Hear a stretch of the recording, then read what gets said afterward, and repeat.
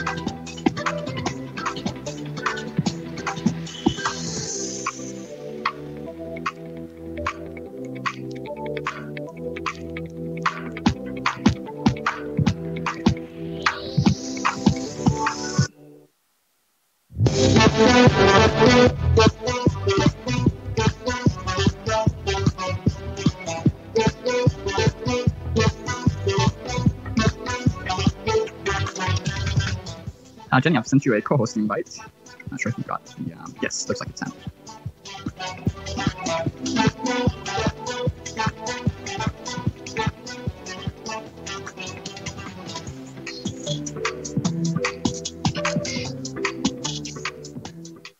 All right. Hello, everybody. Welcome to this space. This is your host, Dr. M. I'm a physician consultant and really these days exploring the intersection of AI and Web3. I'm super excited for this space, mostly because I really respect and appreciate Jenny Kuta, and I think of her as truly a force of nature when it comes to Web3 and also just a track record of all the leadership positions she's held before. So Jenny, welcome to this space. I really appreciate you giving us your time to really share what are your passions with us. How are you? Wow. Good morning. I think we're just 4 minutes past good morning. Now we're diving into good afternoon. But Dr. M, I couldn't be more honored to receive the invite from you. I rarely get nervous, but I would be lying that I'm not nervous being in your space this morning. But grateful for the invitation and I guess open mic, anything goes. And thank you so much for the opportunity this morning, Dr. M.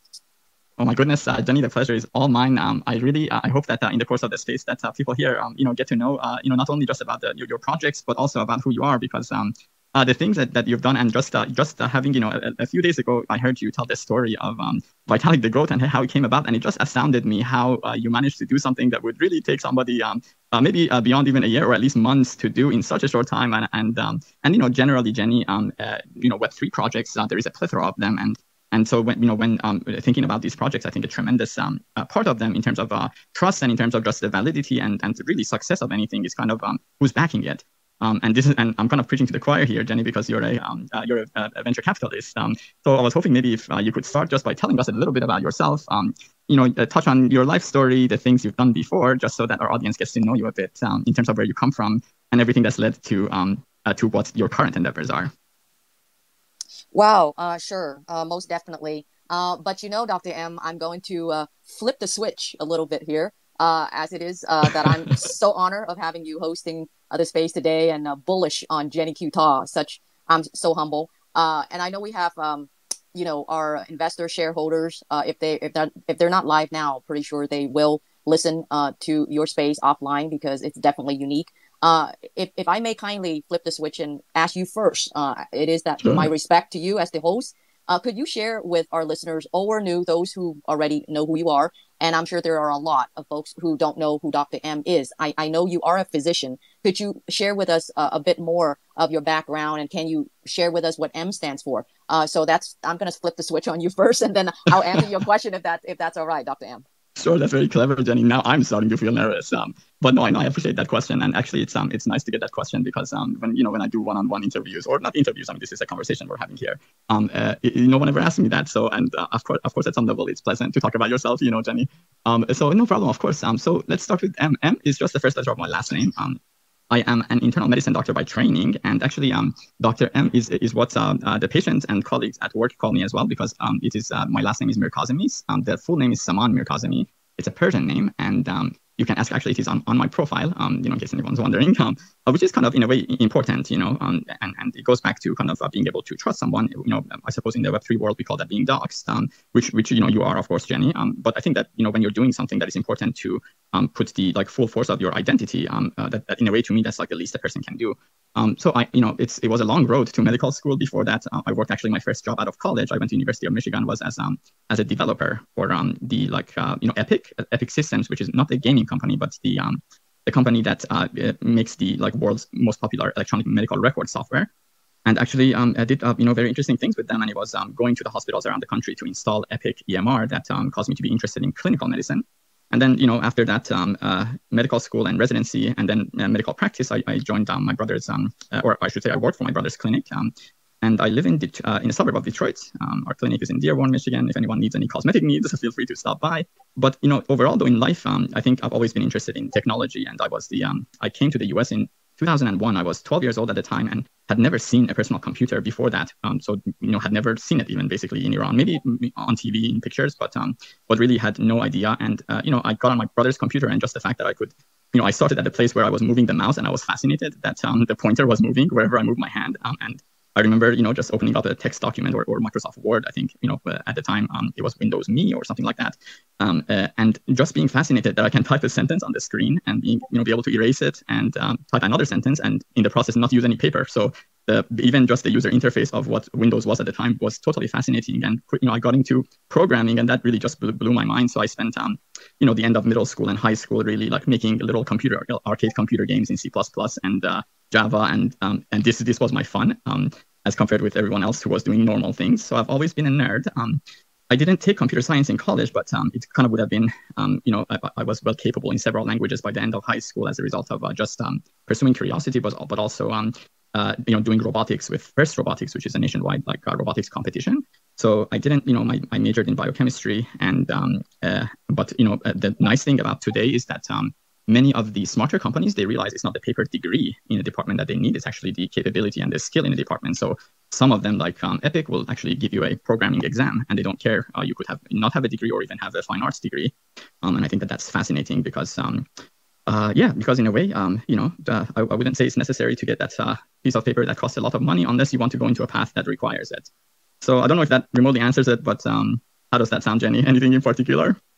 No, actually, it is quite fascinating that I have a lot of physician friends, Dr. M, and I can say that you're probably one of the first, although you and I have not met in real life just yet. But in terms of being in the medical field, being a physician that you are, I believe you're the first one that I know who, I guess I can say, started a deep dive into the Web3 rabbit hole. So maybe I would love to interview you, one of these days, maybe after I come back from Vegas, because that is actually in itself an intriguing topic in itself, because I've been trying to get a lot of my physician friends from surgeon, OBGYNs,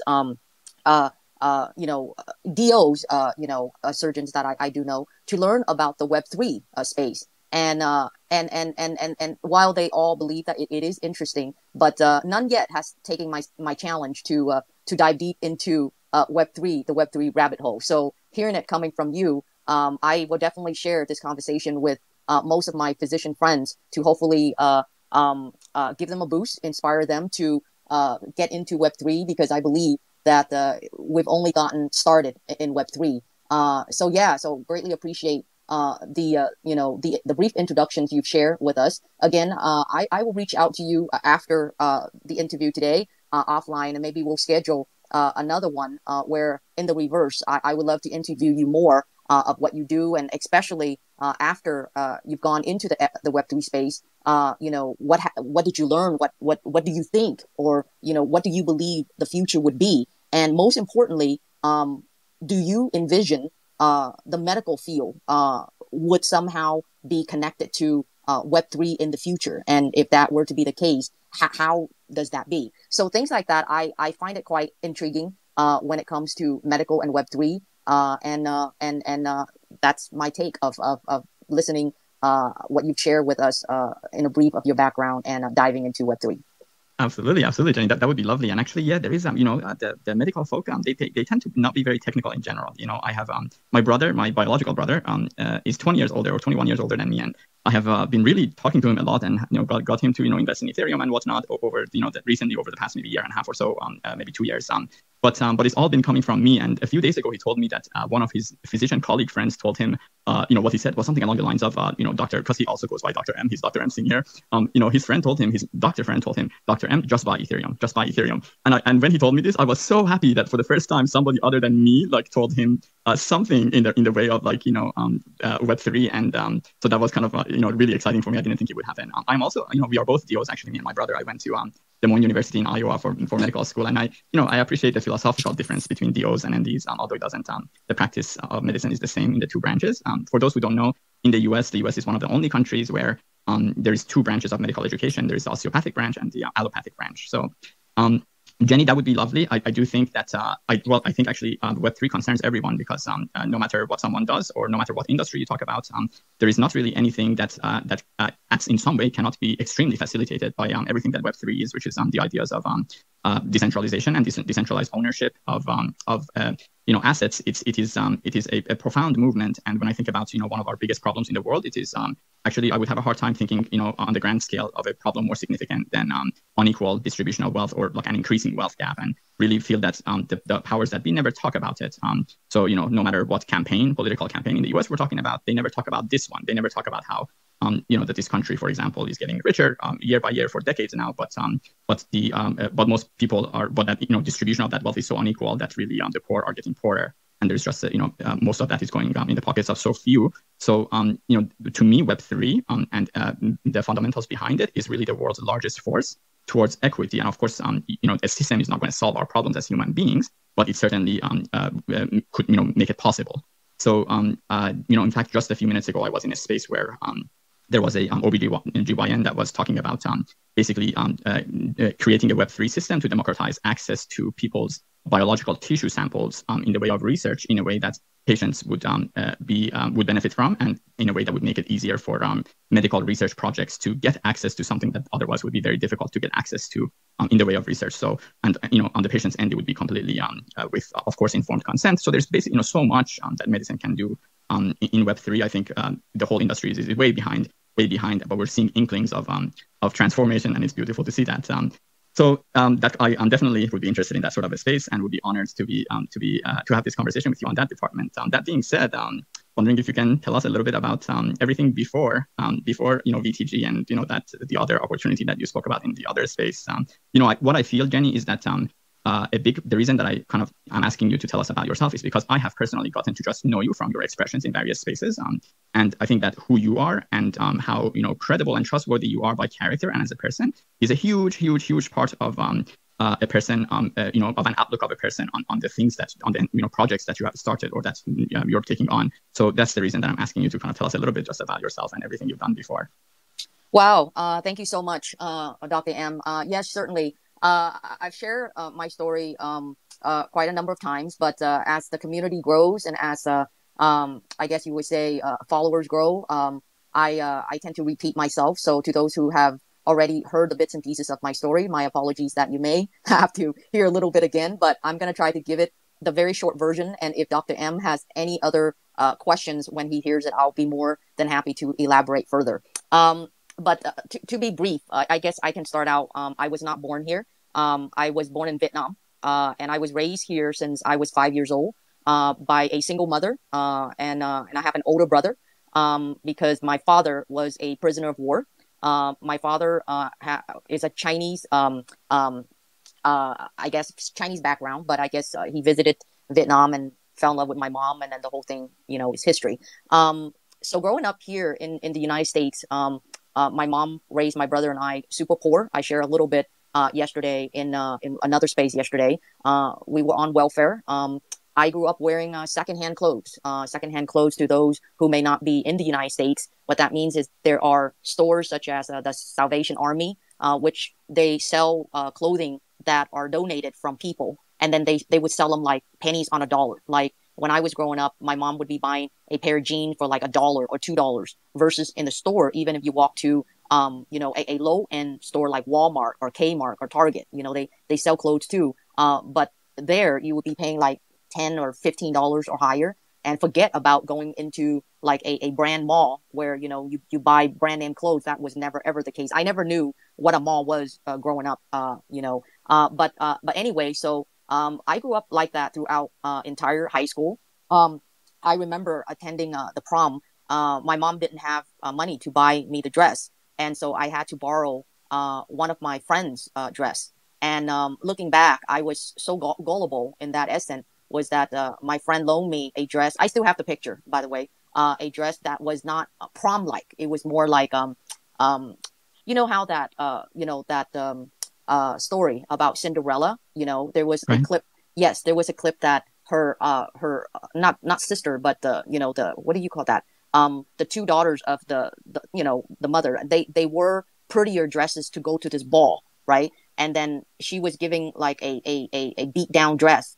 Mine wasn't beat down, but it was, and there's a reason I share this story, because now that I'm older, looking back, I saw how gullible I was, and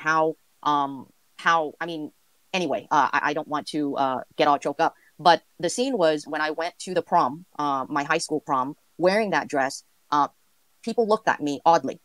Pretend you walking in the room and you have a bunch of other beautiful girls and guys in tuxedo, and here I was wearing this dress that was not appropriate to the prom. So looking back now, if that girl, the 17-year-old girl, was my daughter today, I would probably shed tears that happened. But that was how I grew up. And yes, during that prom, I was laughed at, because I did not wear an appropriate dress. The guy who took me to the prom, super nice guy. He stood by my side, good friend. We did not date or anything like that. And then I think it was just 20 or 30 minutes in did I realize that I was being laughed at. And so I asked him to take me home. And so we literally just went out to Denny's. It was 24 hours Denny's, and we literally just sat there and pig out on fried foods. So that was one of the stories that planted in my mind and in my head that whatever it is that I must do, I would not ever put myself in that position ever again. And so to those who do follow me on Instagram, I believe that I've surpassed that. These days, when it comes to fashion, I believe that I have some of the most modern outfits, fashion, that sometimes I only wear once. I buy them, I wear once, because some of my friends who are female, that they love my fashion, I would give it to them. Of course, I steam wash them and I put them in the cleaners. And so I would give my friends leather jackets, jeans, not shoes because I have tiny feet. And that's how I give back to society, because what I had endured growing up, being so poor, on welfare, and at my own prom, I was being laughed at. Okay, so I will pause there. That actually, Dr. M, that was the very first time I've shared this story. So you do have the exclusive about the prom. Wow. I've never ever shared the story about that scene of me being at the prom ever before anywhere. So I'm honored that your space is recorded, so I can keep this so that I can let my mom know that I share with her about the prom. I mean, I share in the public about my prom story. So I will pause there, Dr. M. I'll let you take me to the next stage of where you want to ask me from there. Sure. Jenny, I'm so humbled that you shared what you did. I had actually no idea about any of this story that you told me. But were I to, I had this, were I to take a guess before this space, I would have actually, I would have said that I don't think that Jenny Kuta is a person who was born into privilege and wealth. And I think, and now having heard the story of your childhood and where you come from, I see like it validates my intuition. And I think it's really powerful because it is very different to be a self-made person of success at the level that you are. And by the way, folks, you can read a brief story of Jenny and all the endeavors and the degree of success she's had before today on jennyqta.com. That's Jenny, JENNYQTA.com. There's an About Me section there. And gosh, I was just taking a look here. And you have done so much before. Veteran of Wall Street, you have founded companies that have been acquired. You've held several CEO positions before. How does a person get to come from where you come from and to find this level of success? What's the secret, Jenny? Wow. Super humble for the question, Dr. M. I think I started out with sharing the story about my prom. Was one of the many stories that I grew up being, not being privileged. And also my mother. My mother, after my dad was drafted into the Vietnam War, and he was fought in the war, and then he became a prisoner of war. The romance between my father and my mother also was another lesson learned for me. She never remarried again, my mother. Since my father went as a prisoner of war, she was only, she's younger than me now. She was only in her 30s, maybe mid 30s at max. For a female being in her mid 30s, and my mom was a beautiful woman. I believe I took some of my features from my mother. She could have easily remarried again, right? But she didn't. She sacrificed herself for my brother and myself. And being a woman in a foreign country, English is her second language. She had to go to study ESL, that stands for English as Second Language, at a nearby city college, and then raising my brother and I on welfare. But it was her discipline, and it was my conviction of seeing my mother, and that how I grew up, and I hated to be laughed at. That's why these days, in the world of social media, in the world of crypto, we hear a lot about haters. And I share that sentiment because I do have a lot of haters. Not that I've done anything, but haters are haters. They hate upon your success. They hate upon your power. They hate upon your knowledge. And so they, they're all around. But that doesn't faze me, because growing up, I've had my lessons with haters since I was in elementary school, from not speaking English fluently, have a huge accent. But I thrive. I thrive. Graduated from high school when I was barely turning 17. As you know, most of us, we graduate in the month of June. My birthday is in April. So I barely turned 17 and I graduated from high school. And that was because I skipped 2 grades. Okay. Went from English is not my native language to skipping 2 different grades in elementary school and then in middle high school, so that I can rush out of high school with a GPA, I believe, not 4.0, but 3.6, so that I can go to college. Not because I wanted to go to college. It was because my mother wanted me to go to college and give her that degree. She said, at minimum, you have to give me a bachelor degree, period, hard stop. So without, fighting against my mother, everybody, some hate school, some like school. I just wanted to be wealthy, to be very honest with you, Dr. M. How I grew up, I just wanted to be like wealthy. I don't care how I get there, but I just wanted to get there because I was sick and tired of living, how we live. So I rushed out of high school. Then I went to a local Cal State. Of course, my mother was poor, so it was impossible for me to have gone to school like UC Berkeley or UC, UCLA, or any of the UC campuses. So forget about, those, elite prep school, even if I were to be capable to apply and get accepted. People like me back then would never get accepted to those kind of universities. So I went to a local Cal State, and once again, I breezed out of that Cal State with a double major, business administration, management information system / minor in finance. Okay, so by the time that I finished my bachelor, got that diploma, ran back home and gave it to my mother. I said, Mom, you asked me, I got it done for you. Here it is. Of course, she attended my graduation. So that was when, Dr. M, I was free like a bird. Free like a bird, meaning that my mother told me that as soon as I give her the diploma, I could do whatever I want. I could get married. I could move away. I could like whatever.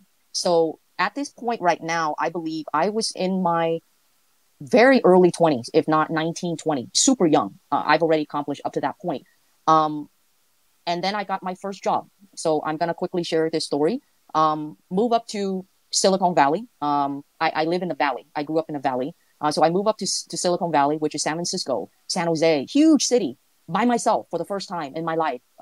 And I got a job at, now we would know them as Morgan Stanley. But back then they were Shears and Lehman Brothers.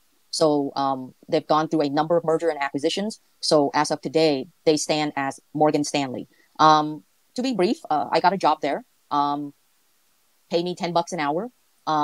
Got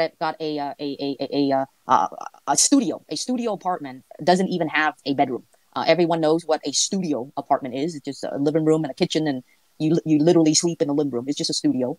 And that was when I believe things changed for me. One day I had a conversation with one of the biggest producing broker at that office. And I've shared this story before, so I will be brief. I had like maybe a 30-minute conversation with him one night. He asked me what did I want to do with my life, because he kept seeing that I was always there at the office. I would come in at 6 a.m. in the morning because the stock market opens up at 6:30 in the morning, California time.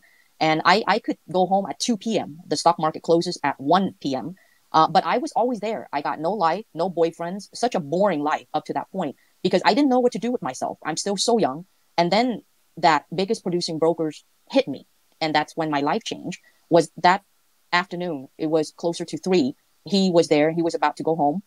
He dropped by the window. Picture I was inside a cage where it has glass window, similar when we go to the bank these days, and you see the teller is inside, and then there's a glass between the teller and us, kind of like that. So he was outside of the glass, and he asked me a simple question: What did you want to do when you grow up, Jenny? From that conversation, my simple answer was, to be very honest, sir, I want to grow up and make as much money as you.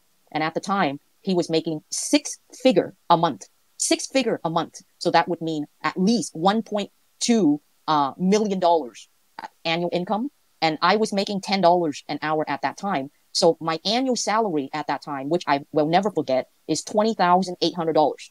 $20,800 for an entire year. When this man standing outside the window, I knew how much he was making because I also work in the cashiering department. He was making 6-figure a month. So to make the whole story short, he asked me to quit. Well, at the time I didn't understand him, but he said, Jenny, if you want to take my advice, you want to make as much money as I do, this is not the place for you. Wall Street is not made for women, especially non-white women.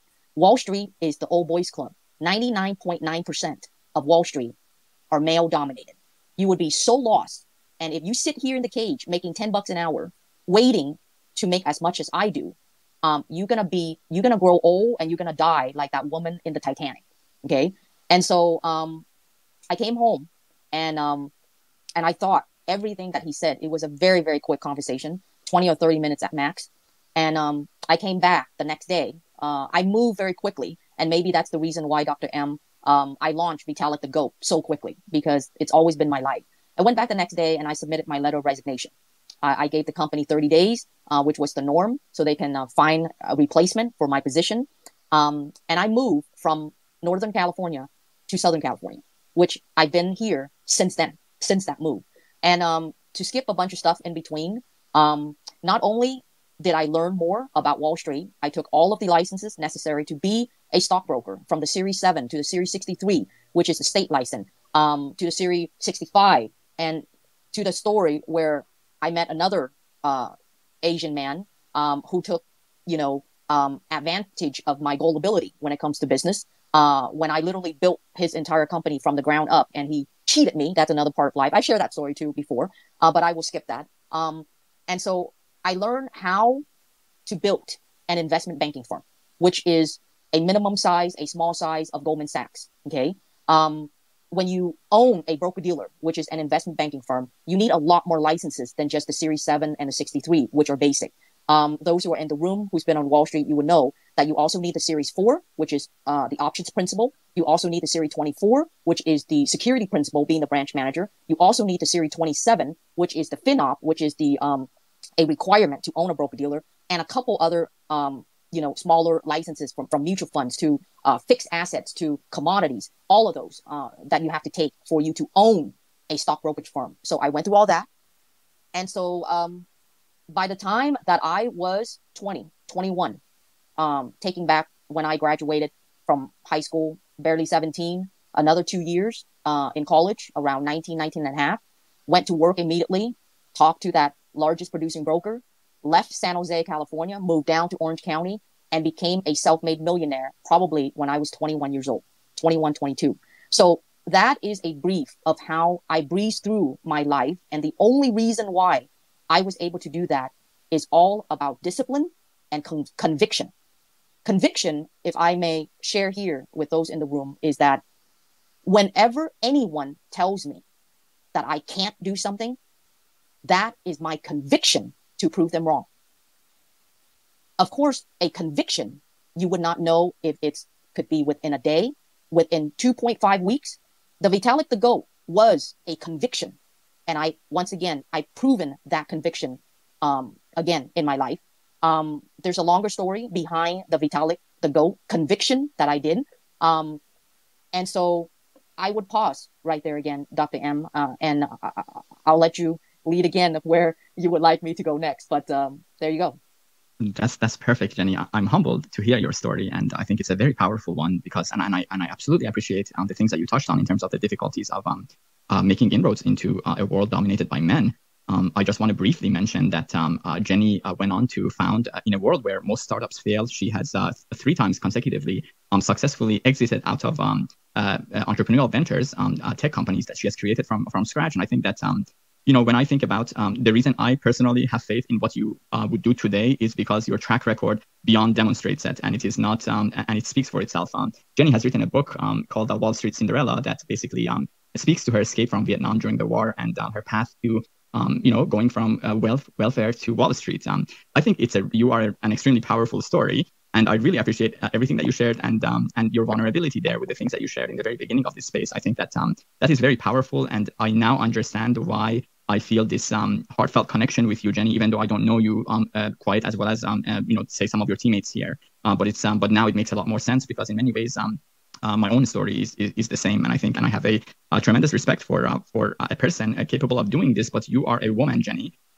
You're a minority woman who has managed to not only join a table that is so male dominated, but have done so successfully. I think that your story is an example really to anyone, in the way of leadership and business success. But I just particularly appreciate that you happen to be a woman, Jenny, because I think that you serve as a role model for any really woman or girl living in the world, and perhaps of coming from having no means, and for them to see you would show an example of how really anything is possible. I see this drive in you, Jenny, and I think that that you spoke to that, and I kind of wanted that to kind of be known in some way in this space, because it is knowing that you have that drive that makes me have faith that you're not going to let go or give up on anything that you do. And I think that that's I wanted this background, and it was perfect before we get into Vitalik the Goat and any other ventures that you're involved in that you would like to talk about. Of course, there are members of your current team here on stage.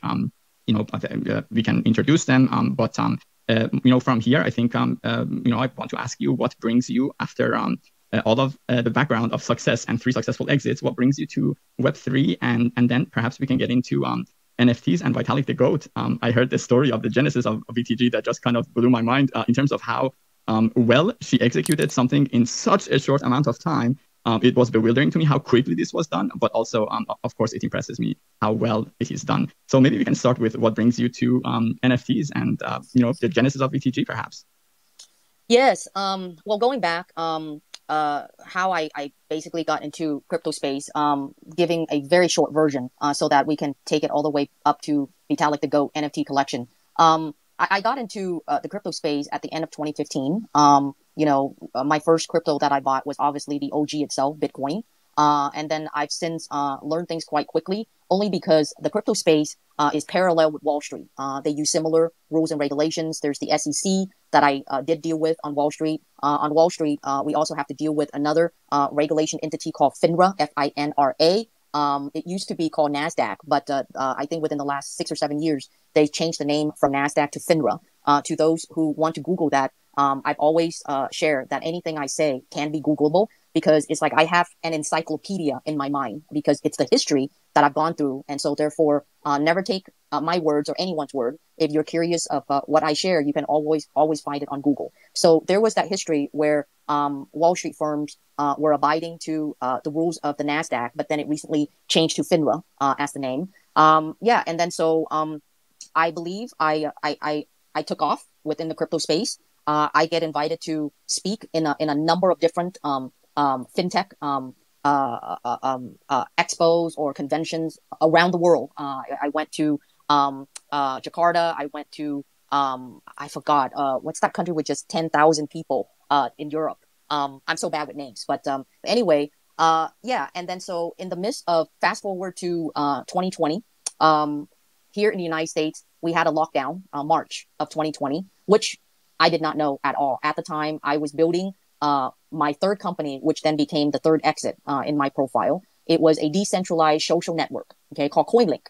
And as I was building it, already over a year that I was building CoinLinked, and boom, the COVID broke out. President Trump was the president at the time. January, February, I started reading a lot about China and about all these things about COVID. Didn't know what was going on. I was still building CoinLinked. And then boom, President Trump put out news that we were on a lockdown here in the United States, a complete lockdown in March of 2020. And then at the time, excuse the French, I told myself, I said, OMG, oh my God, like shit, right? All kinds of things. What am I going to do? I mean, I spent investors' money, my money, building this decentralized social network called CoinLinked. I was about to launch it, and we're having a lockdown. The stock market, the crypto market was tumbling at the time when the news happened, and I panicked, right? So then, lo and behold, sometimes this is the part with entrepreneurship, right? Sometimes when you believe that it looks the most darkest, okay, that is when the light appears. It's always the case, okay?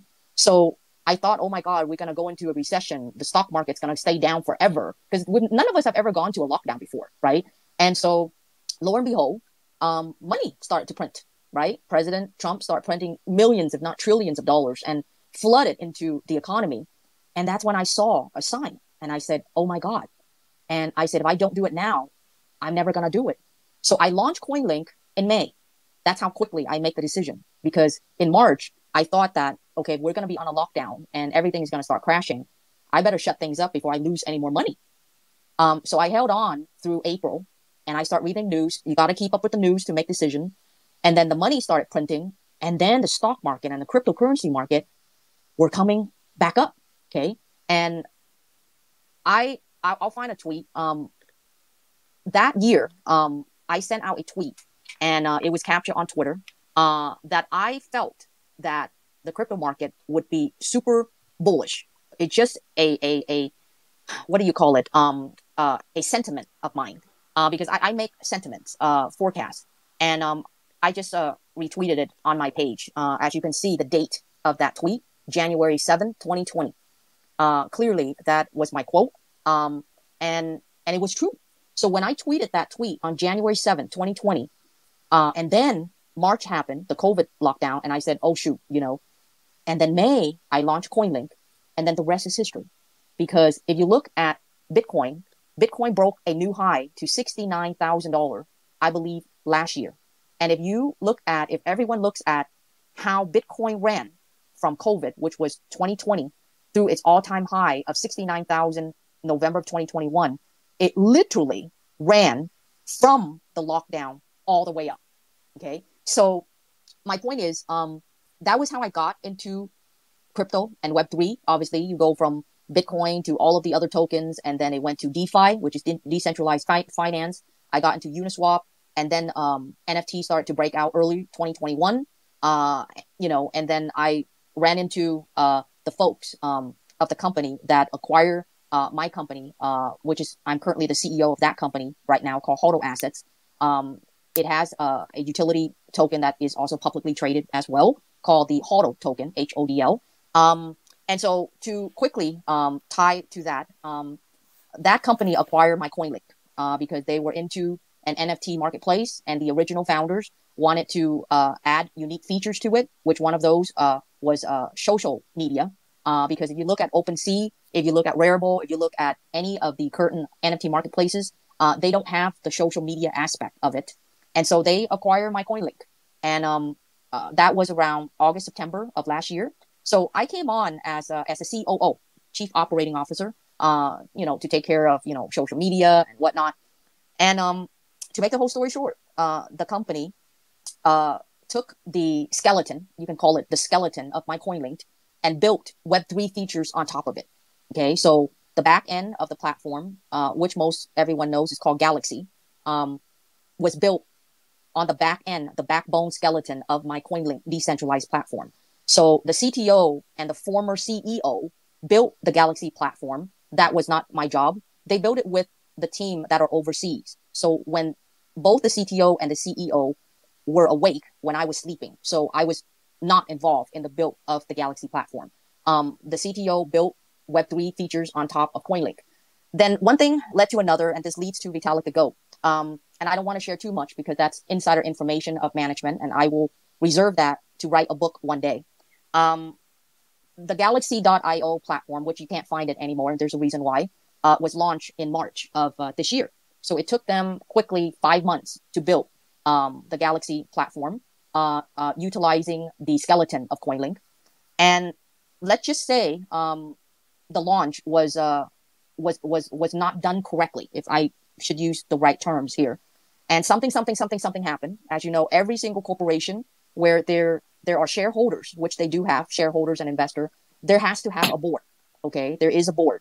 So to make the whole story short, 3 months after GalaxE was launched, the board brought me up to become CEO of the company.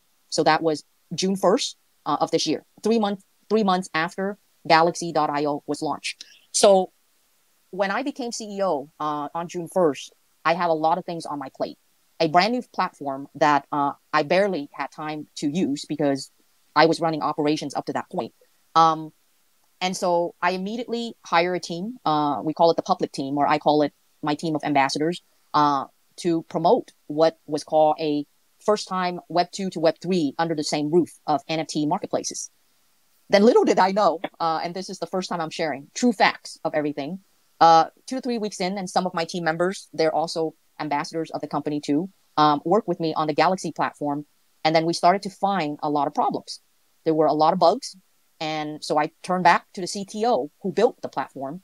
And I say, wait, was this tested? I mean, there's a lot of bugs here. And this was around mid-June. So 2 to 3 weeks into my CEO position, I found this platform now. All of my ambassadors can attest because they were using the platform with me. Bugs everywhere. And a lot of the features did not work. So fast forward to July, the CTO still could not answer me why there were so many bugs. That's not my job. Okay. And not only that, a lot of bugs were unfixable. The word is unfixable. Then fast forward to middle of June now, to the end, middle of July to end of July. As the CEO of the company, I have to make a very hardcore decision. Okay. That should I pour more money into a platform that isn't functional at that stage now? I literally pull all of my ambassadors back, to pause before I do further assessment into the platform. So that was one of the biggest decisions being CEO of the current company that I'm with is, do I pour more new investors' money into a platform that isn't functioning, etc., or do I have to shut it down? And so fast forward now to about August. You got to go through board members, meetings, and all kinds of sorts because you just can't go in and shut down a company, right? To make the whole story short, again, middle of August, did I learn that under my predecessor, this is where VitalikTheGoat was born. Under my predecessor, they, how do I use the word? They partner. Let me use the word. I'm trying to use the very precise word, but conservatively. Okay. They partner with some people for 2 NFT collections. Those who are in here, you know exactly what I mean when I say NFT collections. Both of those collections are 10,000 collection. And as you know, when you take over the helm of CEO of a company, the predecessor was supposed to give you everything. It's kind of like how when President Obama have to transition his presidency to President Trump, you got to give everything to Trump, right? And then when Trump to Biden, you're supposed to give everything to Biden. It's kind of like that, right? So I thought everything was given to me, but little did I know now, middle of August, 2 months after I was being CEO, that there were missing things, partnership agreements that I did not know. So then I learned around the end of August now, keep in mind the merge, Ethereum merge happened on September the 15th. And then I learned about these two NFT collection, which I was supposed to promote as the CEO to generate revenue for the company. Okay. Then little did I learn that that partnership agreement of that two 10K collections were not done correctly. And I will repeat, contracts and agreements are so important.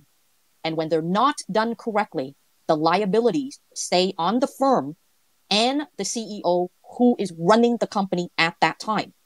So since I was the CEO and this came to me 2 months after I was CEO, it was my decision to decline that two NFT collection. Paperwork were not clear. The negotiation of that partnership was horribly done on the part of the company. So the company literally would be doing everything. Let me just say it that way. Everything, including me as a CEO and my team. But the company would not be gaining much of it. So I saw no benefits for those two collections. So I had the right to decline, not taking it on. And then there I was. At the end of August, I remember I was at LA Tech Week, which if everybody can Google, LA Tech Week happened towards the end of August. Okay. That was when the news broke inside the company about that two NFT collection. Okay. Now as a CEO, I have nothing to sell. Nothing. The GalaxE platform was in a mess on its own. And the two NFT collections that I was going to utilize to promote, to get revenue into the company until we figure out what we were to do with GalaxE, now I can't use. Now, literally on my hand, okay, running this company, I had nothing. So then that, Dr. M, takes us directly to Vitalik the Goat. So I stayed up many nights. Also the thought of resigning as CEO too as well, because this was not my company. This was not my company. I was asked to be CEO, but did you know why, Dr. M, I did not resign? It's because this company had shareholders in it. Shareholders, people that I know, friends and family that I know. At the time, I had 6 loyal ambassadors who are friends of mine. They took on the company. They now hold equity and tokens of the company. I could not let any of them down because it would have been the easiest ever for me to say, that's it. I'm gone. Bye. People said, this is a piece of crap. I could just quit and then put out my statement and I would be gone. That would be the easiest thing for me to do. But then there were many nights that I did not sleep and that I get calls from shareholders, especially share equity holders. The token was going down nonstop. Okay. I'm sure there are investors on the token too as well, but I don't talk to investors of token because they don't own the share of the equity. So I do talk to shareholders of the company. And I see the pain when people invest in companies, right? So then I thought that if I quit and I resign, this whole thing is going to be zero. Absolutely zero, without a doubt. So then I continue because I continue by running the company. The company had an opportunity. I'm sure, Dr. M, you heard about betting on the jockey, right? Place your bet on the jockey. Most VCs, they bet on the jockey before they bet on the product or the company. So I stay because of the shareholders in the company, the token investor of the company, and my new team of ambassadors. Okay. And so I said, Jenny Ta, you got to come up with something and something fast. So then one night, 3 a.m. in the morning, I was still up, not a lot of sleep. I was reading, Dr. M, about the merge. I was reading about the merge that was about to come up. Up to this point, it was less than 3 weeks that the merge was going to happen. I actually went to the website where there's a countdown clock of the merge. How many days left? And then I said, 10K NFT. I need to think about a 10K NFT. But what am I going to do? Then as I was searching, Googling, I found a tweet, Dr. M, from Tom Brady. Tom Brady, the famous quarterback. The thing that I am connected with Tom Brady is that his sunglasses company had hired me once to be a spokesperson for their sunglasses. So I love Tom Brady. Some of those, it's on my Instagram. And I saw a tweet that Tom Brady tweeted out connected to Vitalik Buterin of Ethereum. And Tom Brady called him the GOAT, like the GOAT, with an emoji, GOAT. And then the next thing that I did, which became history, Dr. M, was I start Googling on GoDaddy for a .com of my 10K NFT. And I start Googling different things. And then I picked VitalikTheGoat.com. And it came up available. I said, wait a minute, VitalikTheGoat.com. I thought I misspelled his name. I have to do it a couple of times. And there it was. It was available. And that's when I took off. I was in LA Tech Week. I said, okay, I bought the domain.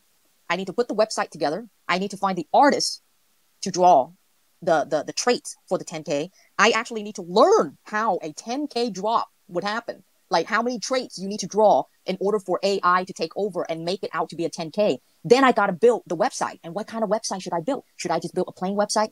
But there you go. It's all about determination, conviction, that I need to make it work. Because if I don't, then so many people who are dependent upon me would all have to die, financially die. Okay. And Vitalik the Goat was born. And to be very honest, I do believe that we launched perfectly. And I ran so fast because I wanted to launch Vitalik the Goat the same week as the merge. So the merge happened on Thursday, September the 15th. We blew out the idea of Vitalik the Goat on September the 9th, which was the Friday prior week. And we did the pre-sale on Monday of that same week, which was the 12th. And I believe we did well. I believe Vitalik the Goat is one of the top talked about 10K NFT IRL collection because we have the bobblehead. That's another thing. Within that short time span, I engineer a bobblehead with a ledger embedded in it. And the bobblehead is our first, and I wanted to say that our first in real life utility to connect with a 10K. I was supposed to drop a surprise for Vitalik the Goat next week on a Monday, but because I'm so backed up because I got to fly out to Vegas Sunday to speak at Web3 Expo the following Monday, which is on October the 10th. This week, I got to prep, all kinds of reports, for investors and projects that I'm also doing. So I have to be on a lockdown this coming week. And so therefore, I'm delaying the surprise to the week after I come back from Vegas, which is October the 17th. And I believe that surprise for Vitalik the Goat is also going to shock the NFT community too as well. So if I took a little bit too long to explain that little story leading up to Vitalik the Goat, Dr. M, my apologies. But there you go. So you're the host, Dr. M. I know we're 18 minutes past the hour. You take the lead and we can wrap it up whenever you're ready. Sounds good, Jenny. No, actually, you didn't take too long, and I think that's perfect because Jenny, it has I've been around you for a few months now, and it has taken getting to know you to have full trust in everything that you do.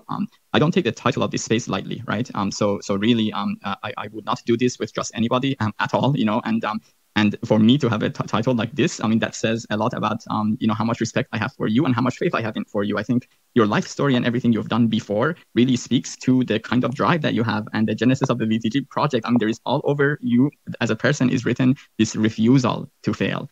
And you have this a very rare drive that is behind that refusal to fail, because I see you as someone who has a can-do attitude and someone who refuses the can't. And I think you touched on this, when talking about growing up, and you specifically mentioned coming from nothing and wanting to have wealth. And I think that that's there is nothing wrong with that, and that money is an instrument to do things in the world, and that when it comes to even the department of being of service to humanity as a whole, you need money to do this. Going back to the title of the space, I personally am convinced that you are someone that to be invested in would be a wise investment. And I have gotten to know that over months, and my hope for this space was that we might share enough about you as a person for others to also, at least be interested enough to want to at least investigate on their own who you are and everything that you have done before, because I'm convinced, but it took some time for me to get to know you. And so I think that everything that you've shared, definitely speaks to that. We are 20 minutes over the hour. I really appreciate your time, Jenny, and sharing all of this with us. And again, it is I don't take it lightly to point my audience towards an investment direction, that specific investment direction. But with you, I have all the faith in the world, and I think that everything that you shared today really speaks to that. And you did a really good job. In terms of wrapping up the space, I would ask you to share anything that you'd like to share that I haven't asked you, or any final thoughts.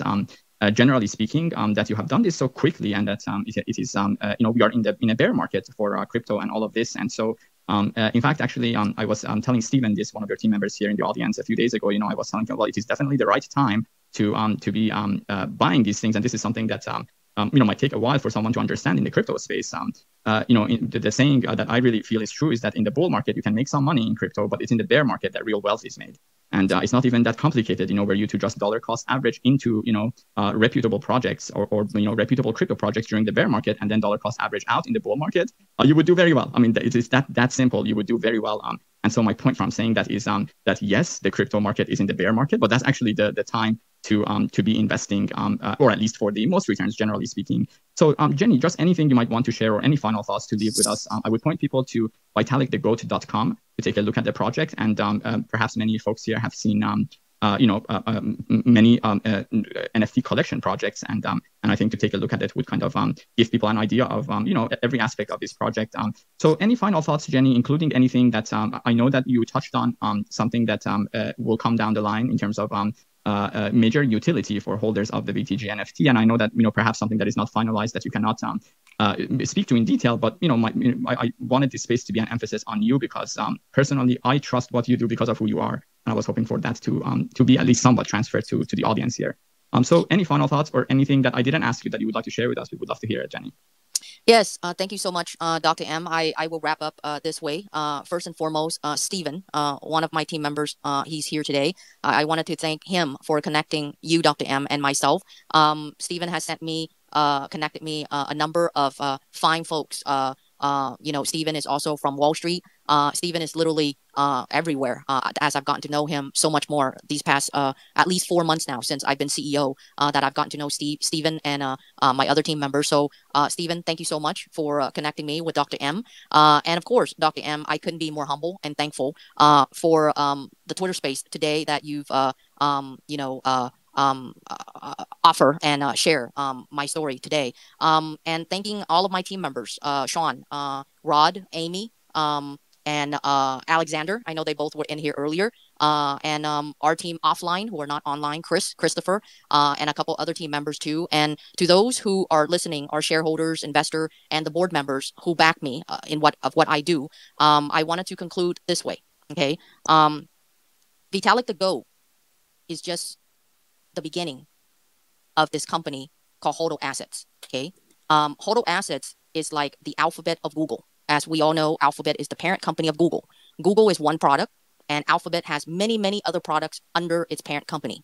So under the parent company called HODL Assets, we recently shut down GalaxE, which, did you guys know that? Google shut down a lot of companies. One of those was the eyeglasses. They once had a glass called the Google Glass. They also shut down the Google social media. They tried to do social media, but they couldn't compete against Facebook. So they also shut that down. I believe they call it Google Circle. So one thing I would like if everybody takes away from our conversation with Dr. M today is that failure, okay, again, we shut down GalaxE. It's not really a problem. It's not trying is a problem, okay? There's a saying in entrepreneurship and startup that what's that game that got really popular? The team behind that game, again, I'm so bad with names. They built like almost over 100 to 200 games before they make it big with Is it Axie Infinity? Not Axie Infinity. They're not in Web3 though. It's a bird. The name starts with a bird. Let me Flappybird. Okay. Do we remember the game called Flappybird? I think they also made into a movie. It's not Web3. I think this is before Web3 came about. But if we look into the history of Flappybird, which was very popular, they make hundreds of millions, if not billions of dollars. The team built behind the Flappybird, they built like 1 to 200 games prior to Flappybird taking off. So my point is, in technology, failure is not a problem. It's the execution, and it's how you, how you stand back up behind such failure, that what makes you as a leader, as an executor. Okay. So Vitalik the Goat was just to proven how I can turn around from absolutely having nothing to having Vitalik the Goat. And aside to that, Dr. M, the bigger project that I'm building for this company, which I just retweeted, I'm currently calling it ProjectA. Okay. That Project A, let's just say I have a lot of investor behind me to bet on this jockey named Jenny Ta. So I will leave it there. I gave my first clue, which I tweeted out a couple days ago. Everybody now in the community knows I named this project Project A, but I already start building it already, to be honest. And so I hope to launch this Project A soon. I'm not going to give a date because technology, you shoot yourself in the foot whenever you give a date soon. But what I'm thrilled about this ProjectA, which is a sister or a brotherly project of VitalikTheGoat, is much bigger, more grander in scale than VitalikTheGoat. And we're not even done with VitalikTheGoat yet either, even though VitalikTheGoat is a small project. But I believe when it comes to a 10K collection, VitalikTheGoat is huge. Okay. But yeah, and I will pause right there. Yeah, thank you so much, Dr. M. I greatly appreciate you for your time this Sunday afternoon. But that's where my life is at this point with the company that I'm literally rebuilding from the ground up. Gosh, Jenny, thank you so much for your time. It's very simple here. It is that when generally making an investment in life, the character and the execution ability of the folks behind it is matters significantly. I mean, it's yes, the endeavor has to be viable as a product and a project, but really, personally, I totally look at who's behind it, and that tells me all. And my goal here was to impart some of that confidence that I personally have, and try to at least get an audience to be curious enough to not sleep on this. So thank you so much for joining us. We have the VitalikTheGoat account, and we have Masuma here. I'm wondering if there's any thoughts from there, and then we'll close out this space. And thank you so much. Yes. I just wanted to say thank you very much for hosting this. I'm still out helping my mom run errands, taking a break from work. But I just wanted to say, hearing all of what Jenny always has to share, each time she shares a story, I'm left that much more inspired, feeling that much more of a renewal of hope, especially at a time where, as an Iranian and an Iranian woman, it's, even though I'm not physically in Iran, going through what the women there are, it's been a rough time. I have a heavy heart. My heart is all like constantly with the Iranians. And so getting on these spaces, even if I can't be as active as I usually was, it's priceless to have these opportunities, to hear her stories, and to, as I said, have that renewal of hope. So thank you, Jenny. And I am so privileged to not only know you and work under you and work with you, but to now call you a friend. And, I know I repeat it, but I mean it from the bottom of my heart. So thank you again, Dr. M, for hosting this space. And I'm so glad that I was able to jump on, because I had turned off my notifications because of work. And all of a sudden I was like, wait a minute, I think there must be something going on. And I got on in time to make it. So thank you. And thank you all for coming onto our space and for supporting VitalikTheGoat. It's truly a project that's beyond its years. And I feel like people are going to catch up pretty soon when they see everything that VitalikTheGoat and our team can bring to the NFT space. So thank you all. Thank you so much, Amy and Dr. M. If I may have a correction, and thank you to Stephen again. It was not flappybirds. It's actually angrybirds. So Stephen did tweet that out. Right. Stephen doesn't have the mic, but my team members know that I have so many stories. So I'm worse with names, but it is angrybirds. So if you check on the back data of Angry Birds, how they built hundreds of apps before until they got to Angry Birds, that's the story. Not Flappy Birds, but it's Angry Bird. Once again, thank you so much, Dr. M. I couldn't be more grateful. I would love to circle back afterwards to get a space with you, and we will switch role. I will be the host, and you will be my guest, because I would love to dive more into physicians like yourself, diving deep into the Web3 space, as your story itself is also inspiring, and we would love to know your take. I know you're an Iranian, similar to Amy, my friend and teammate. I'd love to invite Amy on it too as well, to share, first of all, as a physician in the Web3 space, and second of all, share to the world of what's going on, with Iran, with the recent stories happening in Iran. I believe all of those stories are super inspiring, and I hope to get a rain check from you and set one up maybe the week of October 17th when I get back, so that we can connect the dots between your interview today and my interview of you that week. So once again, humble, grateful, thankful so much for the time you've given me today for this special Twitter space conversation, Dr. M. Absolutely, my pleasure, and would love to have that conversation with you. And absolutely, to summarize this space, it is that I am extremely bullish on Jenny Kyuta, and if some of that confidence that I have in her transfers to an audience, I sincerely, from the bottom of my heart, consider that a service to on your end, if anything of that sort is accomplished. This is very early for what Jenny Kyuta has taken on. I just noticed a bunch of questions of folks asking where can they learn more. And again, I would point to Jenny Kyuta, GENNYQTA.com, to learn about Jenny herself, and VitalikTheGoat.com in terms of the project, and to see VitalikTheGoat as a vehicle of investment in what Jenny is building, which is just beginning. I think that is the at least in my view the way to see this project. And Vitalik, we have the VitaliKTheGoat main account up here too. Please go ahead. Yeah, man. So thank you so much, Dr. M, for hosting. Shawn? Jenny, for telling your story. Can you guys hear me? Shawn, Yes, we can. Loud and clear. I think Jenny was just pointing out that it's Shawn behind the VitaliKTheGoat account. Yes, I'm not sure. Is Shawn, are you mute or something? Oh, Jenny, I think it must be just you because I can hear him fine. Oh, okay. I can't even hear him. Okay, so I'll just be quiet. Actually, Jenny, you can click the three dots at the top and turn on captions, and that way you can read what he's saying. But the spaces have been a bit buggy, so go ahead, Shawn. Yeah, I was going to say, as you can see, our project is led by Jenny Qta, and we need this in the Web3 space. So I want to thank you, Dr. M, Jenny, and everyone for tuning in today. Jenny Qta brings the checks and balances to Web3, and Web3, there's been a lot of rugs, safety issues. There's a lot of scams. So, we're building this from the ground up. And what I want you guys to know is that we are not going anywhere. As you can see by the interview today, VitalikTheGoat is a smaller project under Jenny Qta. And we're going to be bringing it. I want to be mindful of everyone's time because I know we went a little bit over. But yeah, check out VitalikTheGoat.com and get your NFT, get your bobblehead. And yeah, we'll speak in the next space. Thank you so much, everyone. Absolutely. Thank you so much, everybody, and have a good day and see you next time. It will be in the week of October 17th, another space that is a follow-up to this, and it'll be the tables turned around. Jenny Q having a conversation with me versus me having a conversation with Jenny Q.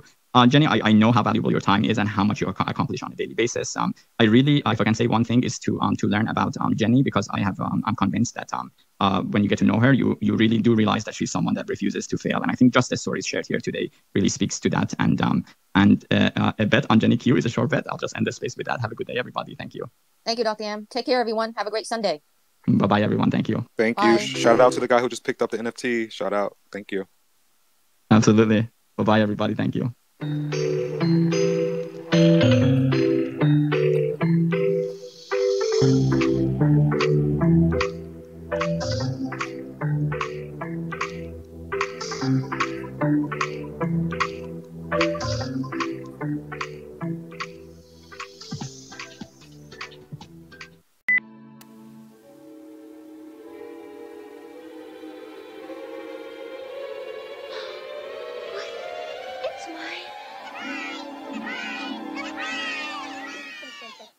Happy birthday! Wow, I never dreamed it.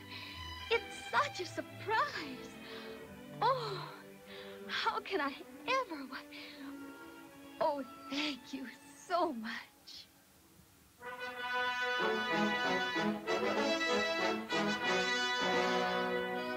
Now remember, when you're presented to His Highness, be sure... Wait! Please, wait for me.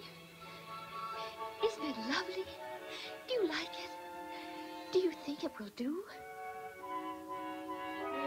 Cinderella, Mother, she can't. Oh, no, you can't. Girls, please. After all, we did make a bargain. Didn't we, Cinderella? And I never go back on my word. How very clever. These beads, they give it just the right touch. Don't you think so, Drizella? No, I don't. I think she's... Oh, why, you little thief! They're my beads. Give them here. Oh, no. Oh, and look, that's my sash wearing my sash. You can't. Oh, God, please stop. And you ribbon. These. Change kitchen rails. You are Girls, girls. That's quite enough. Hurry along now, both of you. I won't have you upsetting yourselves.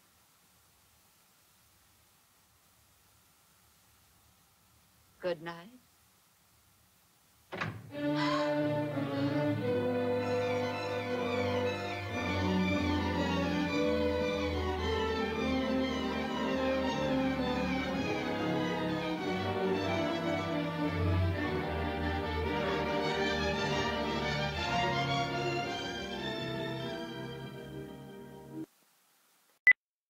Another thing, well, you're going to the path. That's not really my path. I've already shared. I don't smoke. I don't drink. So therefore, I'm definitely not a gambler.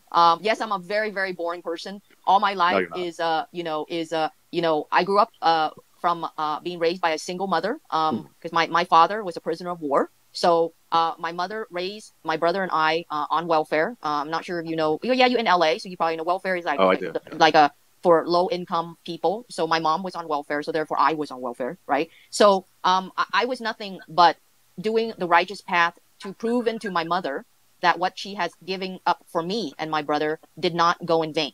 Okay, so I made a self dedication to my mother. But the story is a lot longer than that. I don't want to bore the listeners. This is why you're so successful, right? Because of the story, Shawn. not gambling, not smoking.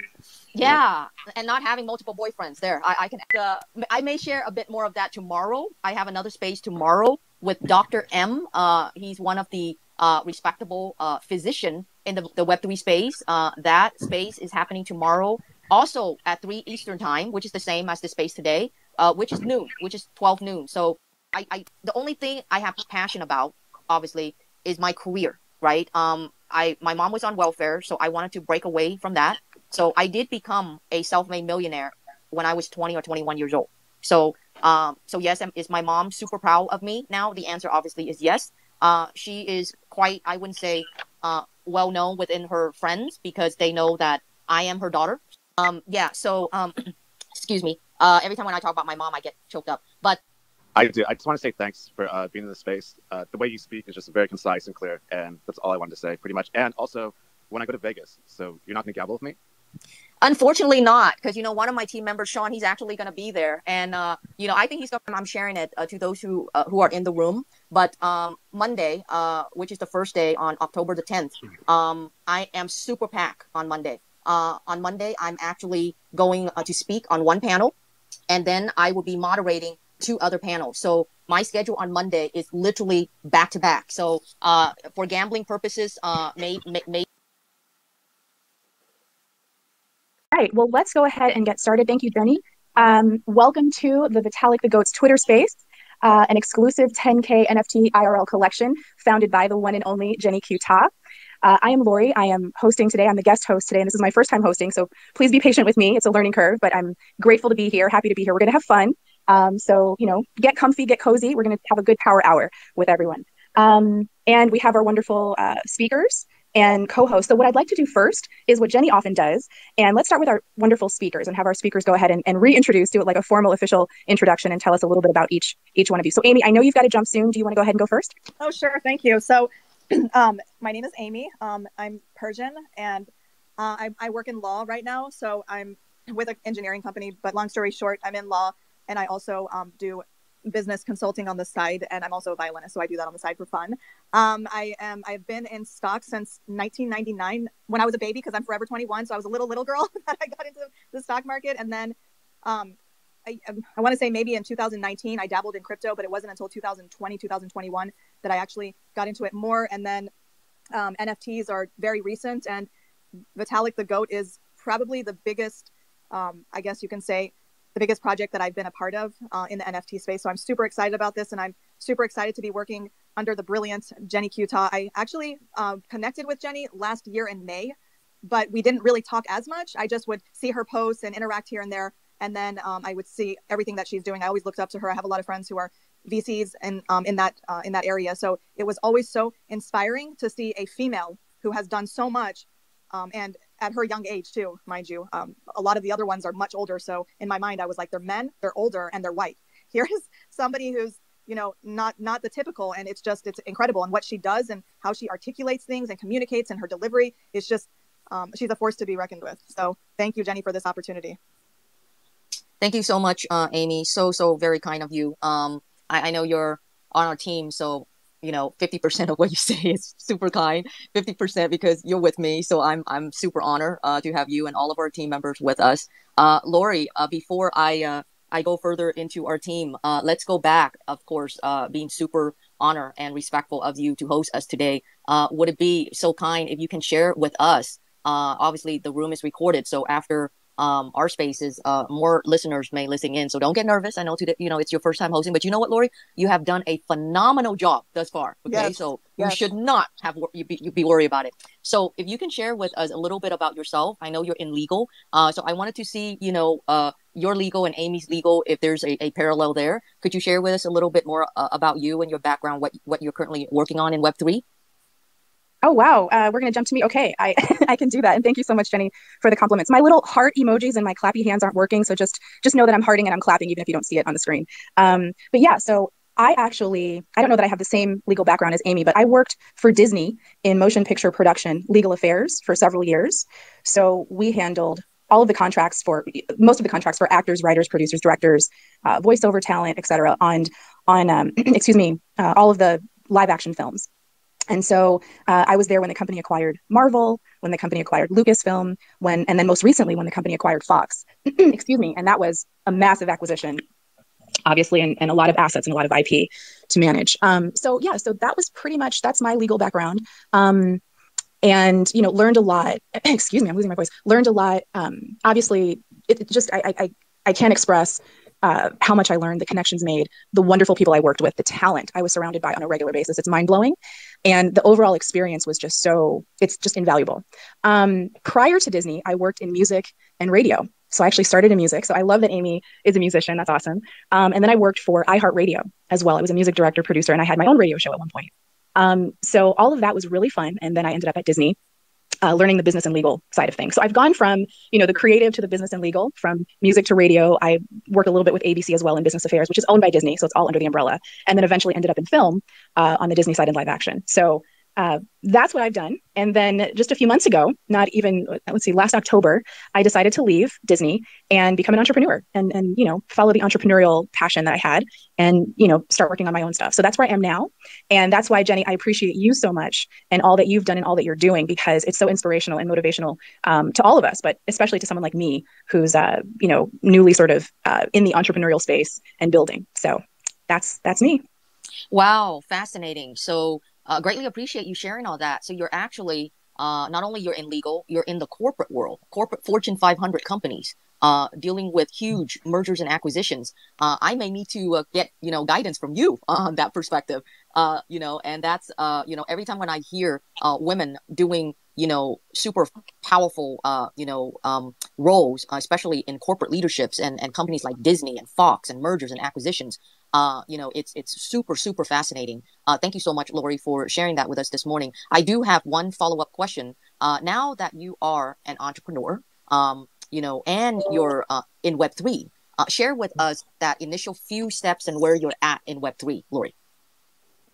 Yeah. So, and to the first part of what you said, yes, we worked on the acquisitions and all of that, but a majority of what I did was production related. So I just want to clarify, I'm very familiar with, the acquisition and that side of things, but more familiar with the production side of things and working with talent and their reps on deals. So, how deals are structured and working with productions from development to startup principal photography, through production to delivery, and then that was the core of what we did. And then in addition to that, we also handled rights deals and, worked on the acquisitions with our corporate attorneys, and, ultimately helped Marvel and Lucas, and again, most recently Fox, sort of learn how to do things the Disney way, quote unquote, the Disney way. So we had to sort of help them, acclimate and train them and sort of help in that way. So it was multifaceted, and I'm happy to share, but I just wanted to clarify, we had corporate attorneys, which I worked with them, but more on the production side. That's my experience. In terms of what I'm doing now, it's so funny. I kept hearing about NFTs in the background. So I was working on films and, slammed with production work and, just the job. But in the background, I kept hearing about NFTs and, and this and that. And I just didn't have the time to do proper due diligence and really dig in and study and research and figure it out. But I knew something exciting was happening and I felt like I was missing it. I had fun early on. So I started, on my weekends when everyone else was going out and doing whatever, I skipped some events and I would stay in and watch YouTube videos and listen to podcasts and, read articles and try to really research what was going on. And like you, Jenny, I know you talked about how you were in crypto early on and, got excited about Web3 and, really wanted to dive in. I too got really excited about everything that was going on and wanted to be a part of it. And like you, Jenny, I saw it as the future. And so I'm very familiar with IP. and how that works, and, how to build businesses around IP. I've seen Disney do it with their IP. I've worked with their IP, taking, classics like Cinderella, Beauty and the Beast, and, turning them into live action, new sort of films, and utilizing that IP with consumer products, and, just across cross promotional stuff and all that. So I thought, this is something that I could do for myself. And so when I learned that some of these NFT projects were offering IP rights, in commercial use, I thought, well, I mean, that's brilliant. And that sounds really interesting to me. So I started getting involved with communities like World of Women. And I'm also a part of the, I don't have a Bored Ape. I hope to have a Bored Ape soon, but I do own Other Side. And I really love their community as well, because they also, allow you to own the IP and commercial use rights and stuff. So I started, investing, or I shouldn't say investing, I started collecting and getting involved in those communities first, and acquiring those rights. And so now I'm building businesses. I've started my own LLC. And long story short, I'm building businesses around that IP. And so I have an animated TV series I'm working on, where a couple of the NFTs I purchased will be characters in the series. I also have merch coming out featuring my NFTs, stuff like that. So that's where I am right now. I'm still, I'm like I said, I just left Disney last October, so I'm building, but I'm getting close, and it's really, really fun. And now we're here with you guys with Vitalik the Goat, and I'm excited about what's going on in this community. So it's all fun for me right now. Wow. Impressive. I actually have 2 more follow-up questions for you. Don't worry about Vitalik the Goat right now. We have an hour.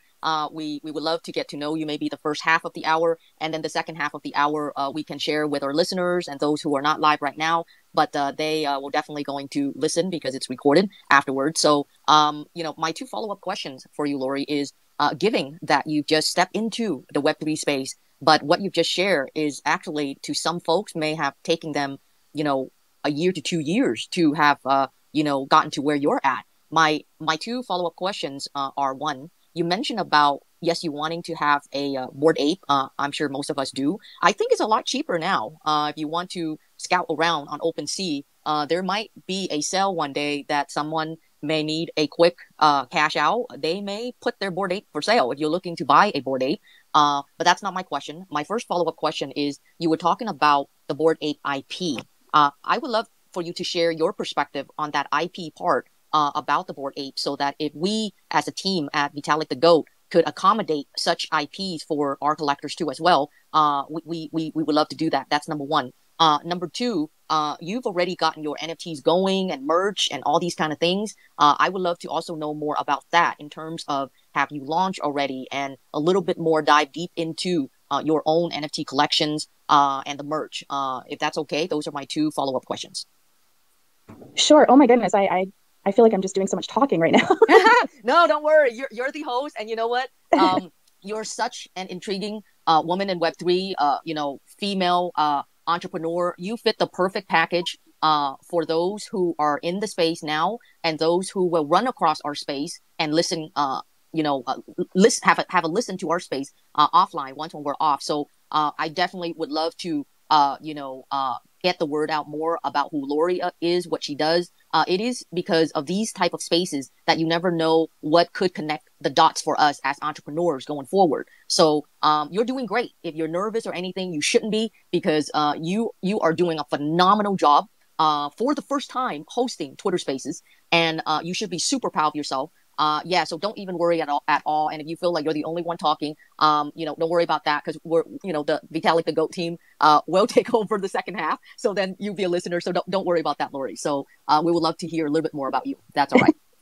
Okay, great. I definitely didn't want to hog the space, but I'm happy to answer your question. So your first question was about, how do I feel about the IP? Is that right, Jenny? That is correct. Okay. You were talking about why you wanted a Bored Ape, because you like what they offer on their IP side, if I got that correctly. If that is the case, if you can elaborate a little bit more about that and for us, if you wouldn't mind. Yeah, I mean, it's not just Bored Apes. There are several projects now offering IP rights, which I think is brilliant. And, coming from, Jenny, I think there's some static. Do you want to, is that me or should we, I think I need to mute someone. I'm not sure who's staticky. I think it was Jenny muted now. It's done now. Okay. So yeah, I think the IP idea is brilliant. And especially coming from Disney, one of the owners of a tremendous IP catalog, I just saw immediate value in that. And so, if you're going to spend thousands of dollars on something, that's an incredible utility to have in place, in my opinion. I love And for me, owning a Bored Ape isn't just about having an ape. To me, I really admire the community. They're just on it. They understood their IP rights and commercial use rights, and they're utilizing, so many people in the community are utilizing the IP to the max. I mean, I just love to see it. Actually, most recently, I had the privilege and the honor of attending 2 launches last week that were ape related. So Bored Caviar is a wonderful clothing line that launched last week. I think they're specializing mainly in cashmere pieces right now. But the launch was just stunningly beautiful. The pieces are such high quality pieces, and I bought a couple to support. And so that was an incredible launch. And to see, the IP being used in real life in IRL, it's just really exciting to me to sort of, what do I want to say? To see how things can transition from Web 2 to Web 3, or how you can sort of merge the two or marry the two. And then separately, I was able to drop in on the Ape Water launch. So Ape Beverages just launched a water called Ape Water last week, and that's going to be hitting shelves soon. And that was amazing. They had a DJ. It was so exciting. At Fred Siegel, both launches were at Fred Siegel. And so to me, that's real value, right? Like, you're taking beautiful art, a creative piece of work, and you're able to build a whole business for yourself around that IP. To me, it makes sense. So I'm not just spending thousands, hundreds or thousands, on a piece of art, which is great to do, by the way. But the opportunity to build a whole business for yourself around this piece of art is incredible. And for me, that is true decentralization at its finest. So I'm really attracted to how the Bored Apes are doing it. I just admire them as a community and just their brilliance.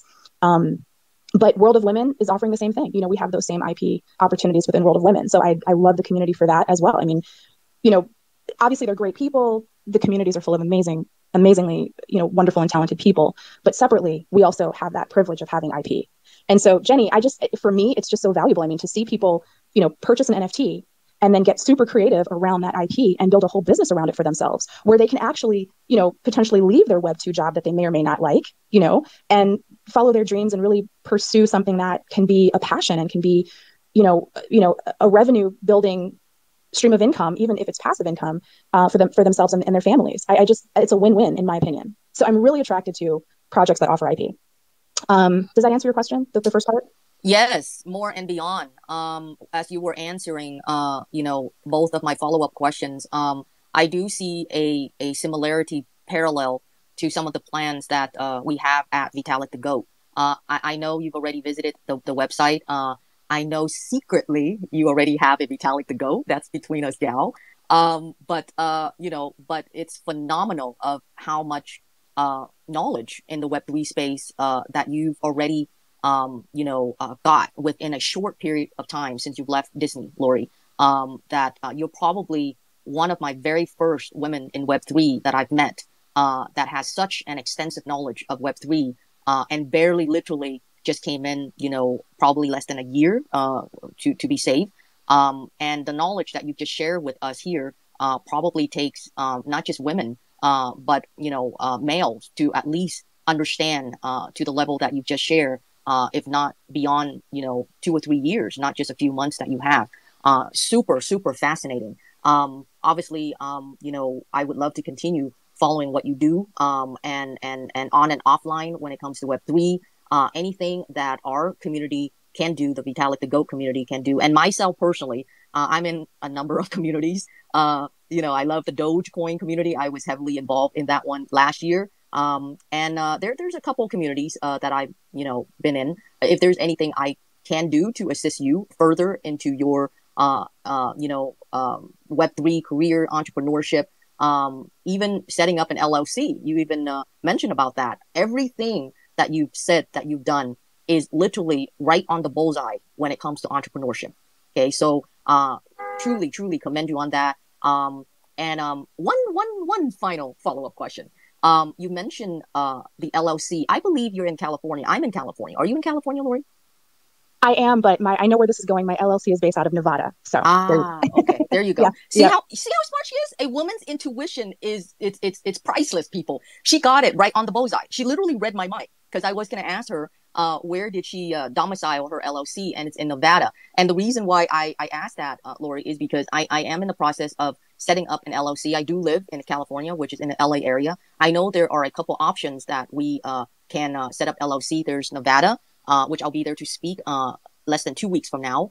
And then there's Wyoming, and then straight out of California. Right now, I'm considering, California and Nevada too as well. I'm finalizing my decisions on that. There's always pros and cons in either or, only because I live in California. Now, if I live in Nevada, then that's differently. But something us gals can talk offline. But I greatly appreciate you letting us know, sharing more of what you do. So let's divert over to Vitalik the Goat.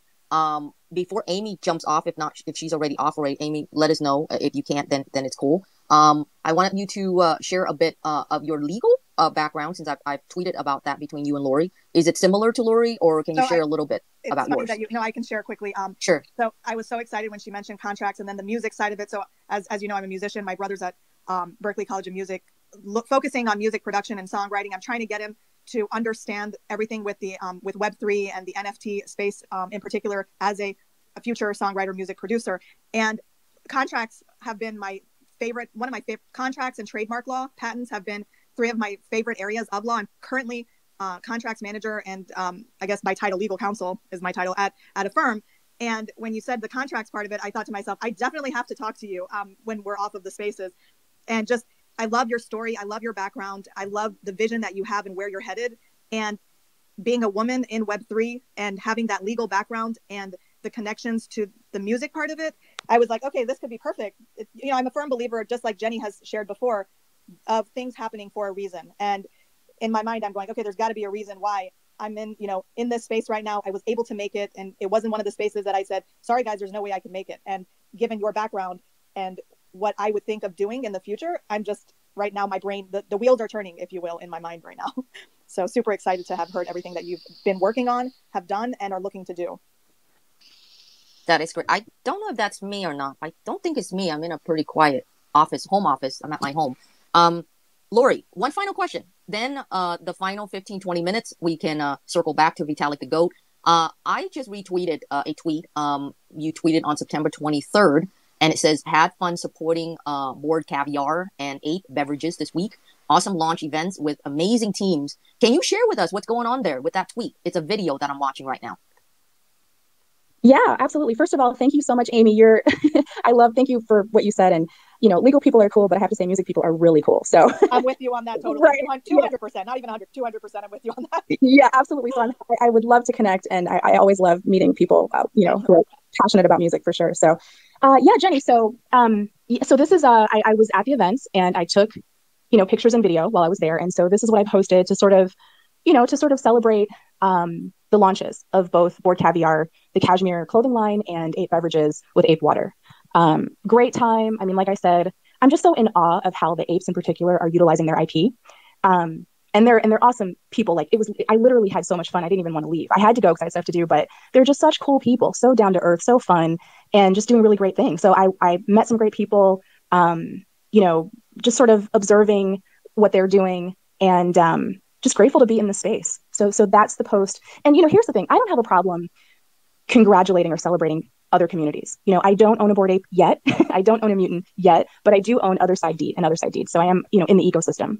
But, for me, it was just about supporting, fellow members of the Web3 community and what they're doing. So to me, it's very exciting, again, how they're using their IP. I admire it. And I'm working towards, doing similar things. So that's what that is. Wow, fascinating. I'm still watching the video as we speak. Now, I pinned it at the top too, ladies. So I did the tech work for you. Gotcha. And ladies and gentlemen, one final question for Lori. She's so fascinating. I just can't stop myself. I'm actually learning so much from Lori this morning, to be very honest with everyone. I'm the one who's learning, okay? Lori, final question about this video. Is that a Bored Ape store, or what store is that? Is that like a physical store that the Bored Apes launched, like a retail store to sell their merch? Or what kind of store is that? I have to tell you, this is so funny because I've been in Twitter spaces learning from people like you, Jenny, and just listening and absorbing for weeks and weeks and months, trying to understand this stuff and learn this stuff. So I laugh, and I'm grateful when you say that you're learning from me, because I just, I'm speechless, because I've been, I have been learning from everyone else. There's so many incredibly talented, intelligent, brilliant people in the space. And, Twitter spaces are so valuable to just sit in a space and just listen and learn and absorb. I've just been a sponge for the last several weeks and months. So I'm grateful that you're learning something from me. That's actually kind of cool. And I did, and I have learned quite a number of things. Back to the store, if you don't mind. Yeah. Okay, sure. Go ahead, Lori. And that's what it's all about, right? Just sharing knowledge. So I'm happy that, I'm just happy to be here with you, Jenny. And totally. So, yeah. Same here. So this was at Fred Siegel. So basically, Fred Siegel, interesting. Yeah, Fred Siegel has a really cool space, kind of in the side of the store. Cross promoting, is that's what they're doing? Well, I don't really. I think that the person who owns the Bored Ape, featured in Bored Caviar, right, is separate from the owners of Ape Beverages. I don't think they're the same, but they're definitely, cross promoting in a way. They're sort of in the same, in a similar space. So you have to walk past the Bored Caviar pieces to get to where the Ape Water was set up. Gotcha. So you could say yes, they were cross promoting. Whether it was, intentional or, I don't know if the store manager set it up that way or how that was decided upon. But yeah, this was all at Fred Siegel, and it was awesome. Gotcha. Now, I'm definitely not a lawyer. Both you, Lori, and Amy are probably more legally binded in law than that of I do. I'm far from being a lawyer. But because of my decades in serial entrepreneurship as a serial entrepreneur, I believe that I do know the legal, how things work quite well. So I'm going to take a stab at this. And if either you or Amy catches anything I say that may be off, feel free to jump in. And here's what I'm about to say. I did look at the Apes beverages. Obviously, they are in the beverage sector, food and beverages, but they are using the IP of the apes, okay, the Bored Apes. So what that means is in the world of retail, I'm sure you both, I'm going to put an analogy here. I think you both know about franchising, correct? Franchisee or franchisor, right?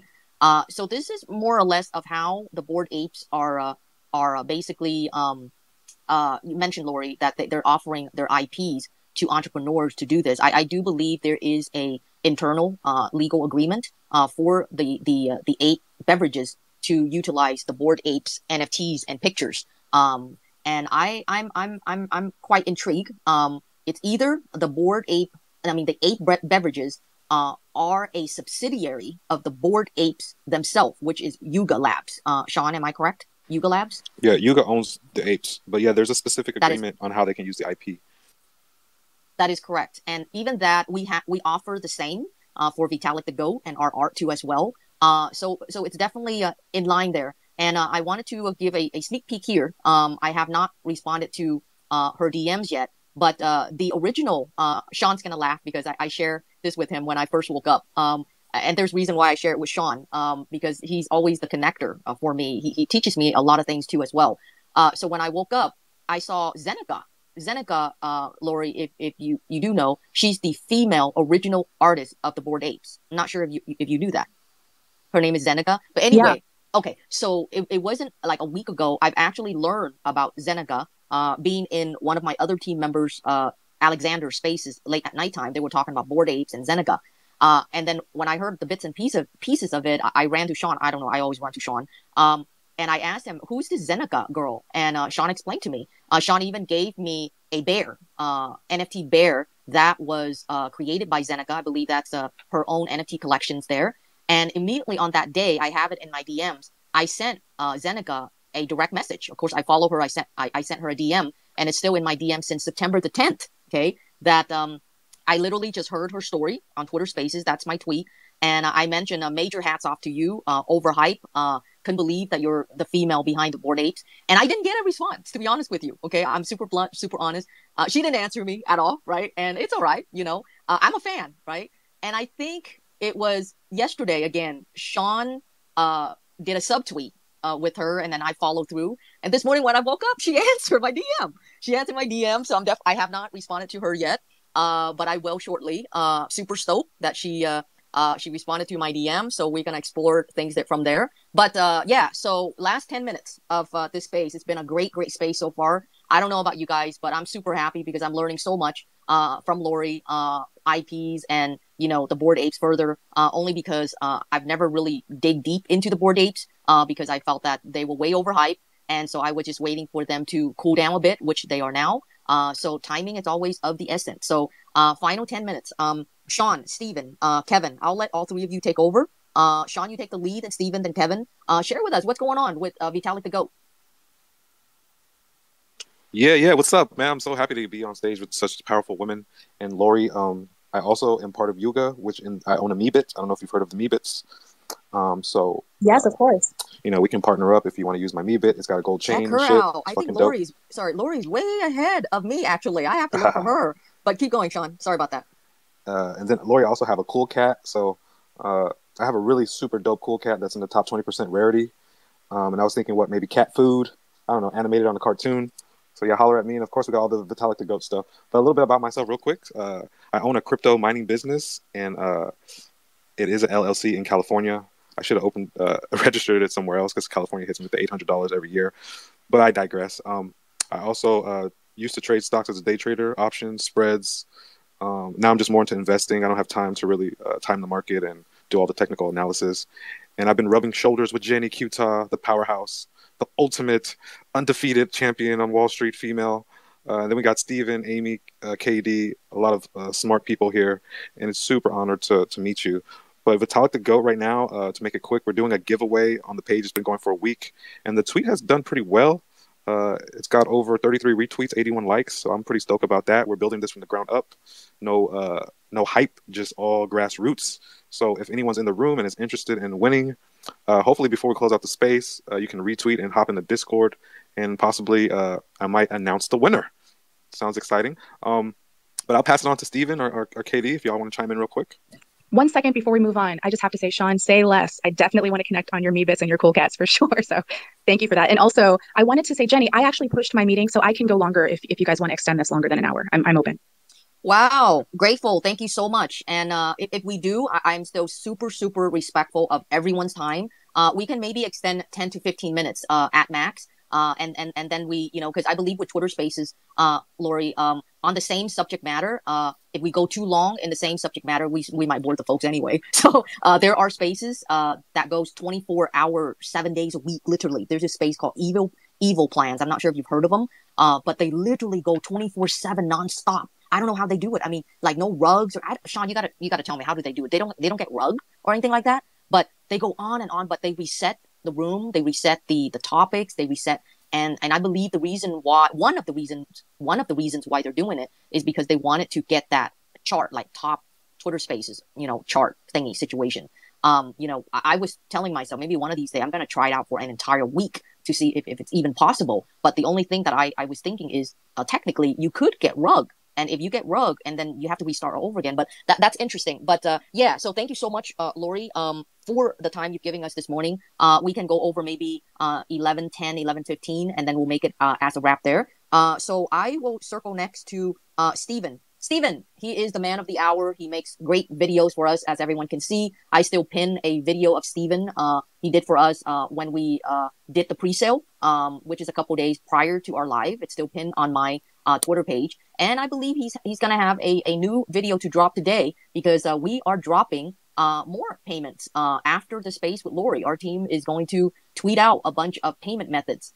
Steven, you're welcome. It's open now to share, what's going on, what you've been working, on yourself. And then we have about 15 minutes to spare. So share with us. And Lori, Steven is a part of our team. We'd love for you guys to connect to as well. He's a great, great man. So Steven, mic is yours. Thanks so much, Jenny. And, I'm glad Shawn was there as a buffer. I can't tell you what a thrill it would have been to have to follow a resume like Lori's to start my week. Very impressive. Yeah. So I also have a tenure with Disney, about 10 years in hospitality. Loved it. Loved the mouse. And probably we would only have one person in common, and that would be a guy named Lee Cockrell, the guy who put the magic in Disney. That being said, I worked in business growth development and an ever-expanding skill set. Jenny mentioned producing videos. That is a newer skill set, along with digital marketing, things of that nature. And I work for a nonprofit called Advocacy for Democracy, which is actually evolving into a political action committee, driving public funding to marginalized communities.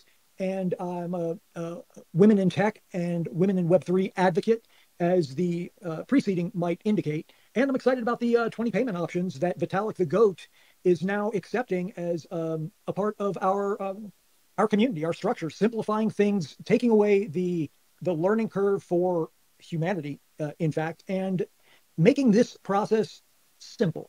And I thank them for doing that. I'm the simplest in the group, and this is the kind of behavior that I respond very well to. So thank you, team. Thank you, Jenny, and thank you so much, Lori, for hosting us. Oh, and did anyone go through the payment options? No, actually not. We can circle to Kevin, if you have anything to say, and then we can certainly wrap it up with either Shawn or Steven to go over the payment options. Shawn, I have a quick call, so I'm going to mute myself so you guys keep going, okay? Kevin, did you have anything to share? Hey, can you guys hear me? Yeah, we can hear you. All right, awesome. I'm like literally in the middle of the woods. So I don't even know how I follow up from Steven, but my background is in research. I actually got into crypto and finance. I'm always trying to explore new things, and one of the things that I was loving was finding the ability to kind of find that financial freedom and kind of learning from that. I actually got into the space like 2020, like late 2018, 2019. I started getting into it, and then I started moving towards crypto.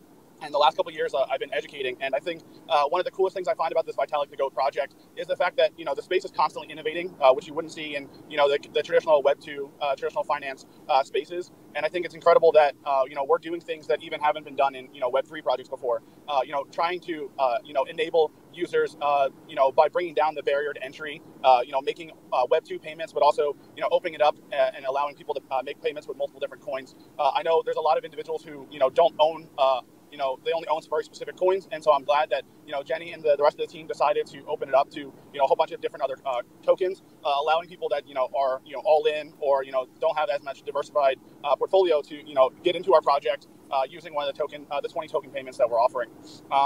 That's all I have. Unfortunately, I'm probably going to get rugged in a few minutes. I'm about to go underneath a bridge. Kevin, I'm so glad you could make it. Thanks for hanging out in the space. I hope you're okay in the middle of a forest. It sounds exciting, but I hope you're okay. I really appreciate you joining us. Katie is literally touching grass, huh? Yeah, literally.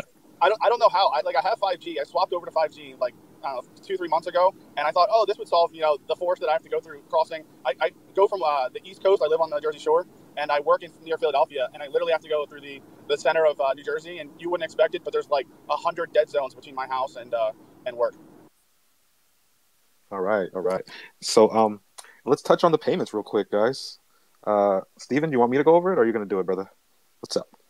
Either or, sir. If there's any questions, certainly you're going to be the go-to guy. I've got the list in front of me. Otherwise, yeah, if you have the list in front of you, it would be much appreciated if you go over that, and then I'll add to it at the end. Sure. So, quick sneak peek to the tweet that's up and coming, and Lord will be sure to tag you in this. Hopefully, you'll join us on this journey. 20 payment options to collect your VitalikTheGoat NFTs, including HODL Assets, Bitcoin, BNB, Cash App, Dogecoin, PayPal, Solana, Tether, USD Coin, Stellar, Chainlink, XRP, Shiba Inu, Polygon, Uniswap, Litecoin, Polkadot, Cardano, Avalanche, and ApeCoin.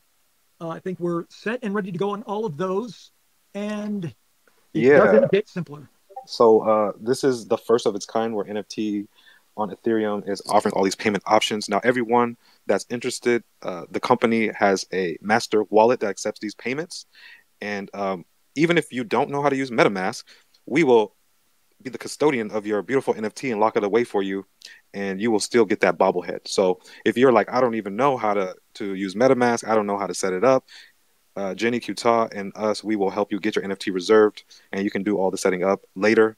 RKD, he can provide that education for you if you want to learn on the fly, or if you're an NFT aficionado, then you can either pay with ETH, Ethereum, or any of those other 20 payments. Now, I do want to let you guys know that I did pick a winner. This person retweeted, followed everybody, and they also are in the Discord. And let me see. That person is Infinity Times Emmy. Her name is Angie. I sent out the tweet already, and I'll address it in the Discord. Now, make sure you guys follow this account for future giveaways, breakthroughs. Follow the elegant, man, there's so many words. What word could I use? The mastermind, Jenny Kuta. People say don't fade Yuga Labs. I would say don't fade Jenny Kuta because she's got a lot coming. And currently VitalikTheGoat.com is a brand. Right now you see the NFTs on the website listed for sale, but I can guarantee you that there is more coming. I mean, look at that PFP, man. He's got the shades. He's been doing his push-ups.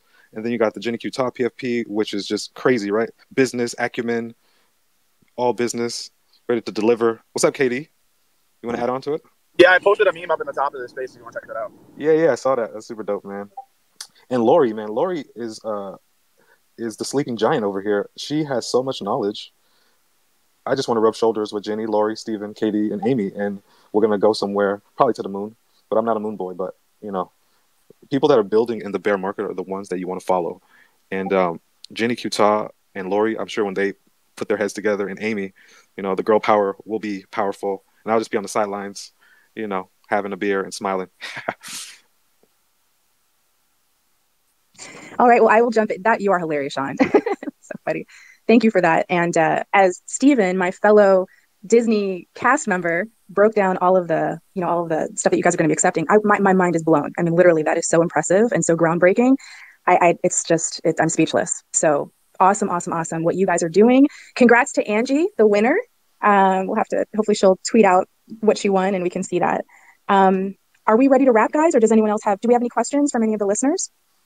Actually, I do have just a quick question from one of our listeners here. I don't see him in the room anymore, but he was asking how does all of the new payments that Steven just shared, and our team, we're going to tweet it out as soon as we get off the Twitter Spaces. How does it work, and why don't other NFT platforms have similar options? Well, the answer is a couple ways. Number one, VitalikTheGoat website is a marketplace in itself. If you go to VitalikTheGoat.com, you can actually sort out all of our 10K NFTs by going through the traits, which is super interesting. I believe none of the other NFT collections, safe to say, that they have that. Even the Bored Apes. Shawn, you can tell me if I'm wrong.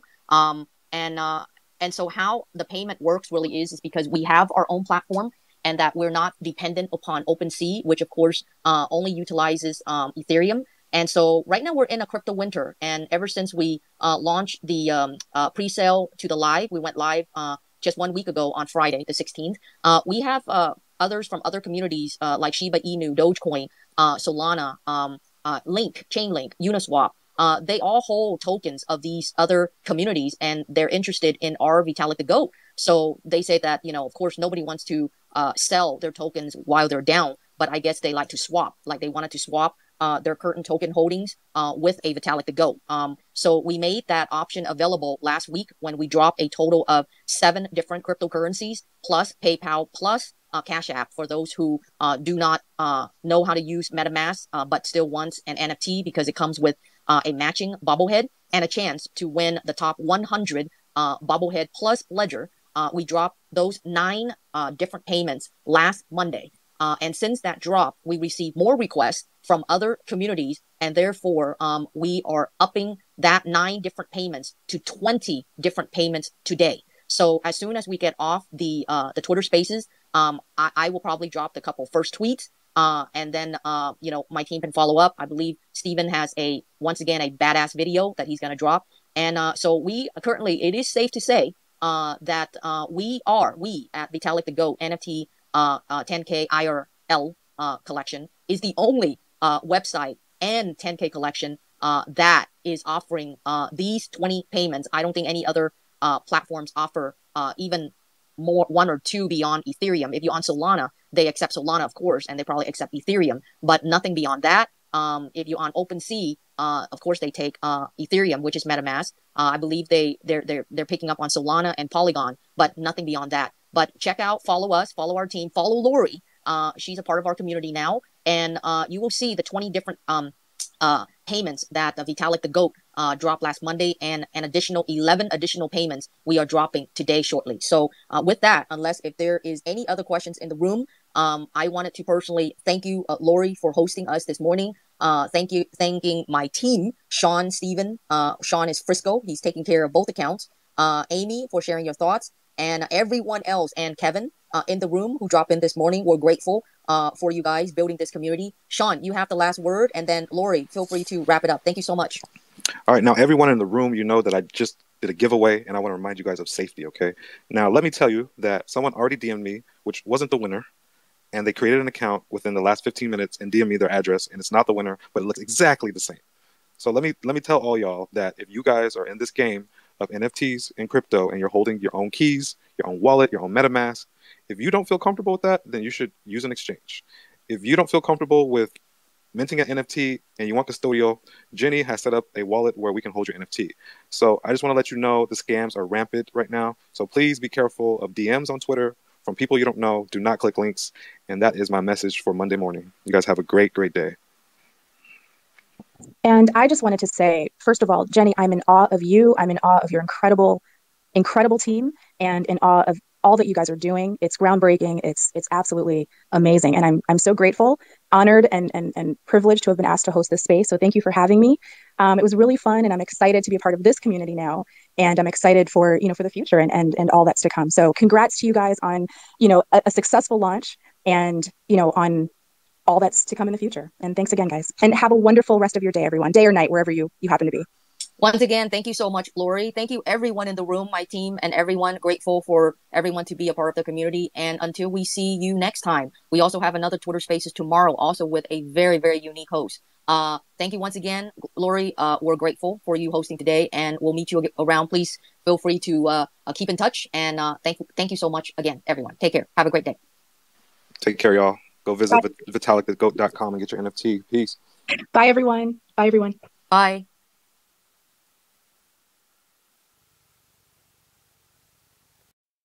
Oh, very cool. I see the filter here. This is really cool. Yeah, so we filter them out. You can find out which ones are rare. And thank you for hosting the space, brother. No, I love this engine. This is okay. I didn't even realize that when I was looking at the site. Oh, amazing. So you can just wow. Now tell me, Jenny, I know that you're taking that you didn't build this just for this set, right? You're looking to integrate this into something larger NFT marketplace. Probably we may have a couple more projects that we can we'll do that. I also wanted to also comment on one of the other things that you were saying. I appreciate that you guys have 9 payment methods because it is by far the biggest barrier to adoption that we're seeing in the Web3 space is knowledge of MetaMask, right? It's like people just don't know how to use Web3 yet. It's not user friendly and it's not intuitive, and it really does require somebody sitting over your shoulder or at least some extreme motivation to try and start connecting wallets or getting into that headspace, buying cryptocurrencies, right? So for a project, any project that's on Web3, you really are limited. Whenever you launch a project in general, like a non-Web3 project, Web2 project, your target audience can be everybody on the internet. What is that? Like 2 billion people are on the internet these days, probably more, even half the world. When you're launching a Web3 project, which is strictly Web3, you're like, oh, I have a pool of 100 million people that I can actually sell to. And then you're like, oh shit, I've run out of users or potential buyers very quickly. But no, I'm looking at this site and this is really nifty. And I can very clearly see that this engine was not built for a single NFT project or PFP. I mean, you could have launched this on OpenSea, with the same hurrah and gusto marketing behind it. But this website just looks strange to me. It says, wait a second, either this was built through a white labeling solution, or if you built it in-house, it was not specifically built for this, or that it was built for this in order to dog food it and roll it into something bigger. Oh, no, we built it from the ground up. So no white label, no nothing. I work with the website team, built directly from the ground up. Absolutely right. We are building a brand. We have a number of other projects coming under Vitalik the Goat.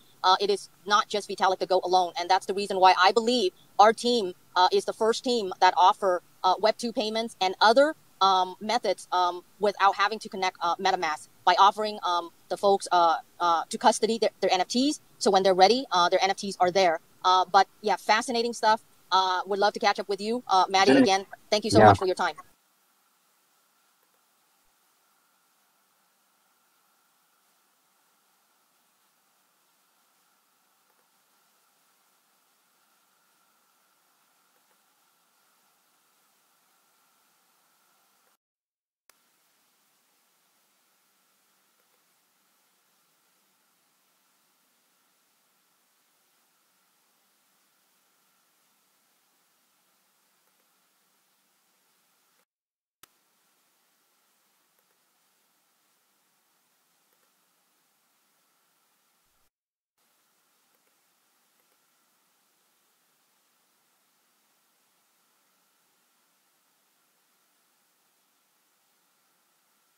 A charger, so it'll probably die about halfway. Got it. Yeah, I'm gonna message Jenny. She should be hopping in here. Okay, and the rest of them.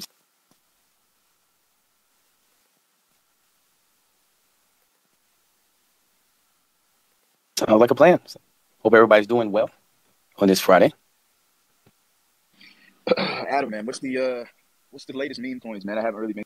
Started out with 1 million supply, now it's down like 643,000. Wow. Only 1 million supply. Geez, what's the token at right now? Gen A.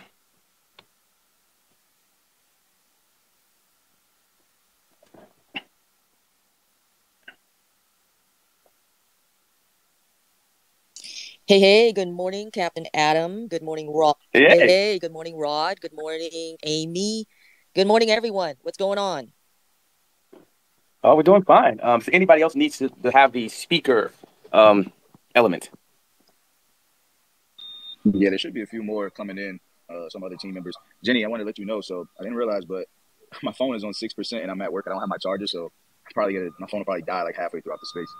No worries. You've been a great team member thus far, Rod. So take care of the family. Do what you need to do. We're a team, so we cover each other. So that's absolutely no problem. Thanks for letting me know, though. It's all team love, family love with us here. That's amazing. That's always special to hear. Yeah, I mean, we have such an awesome team. The 7 of us. So I'm grateful to have each and every one of them, really. Likewise.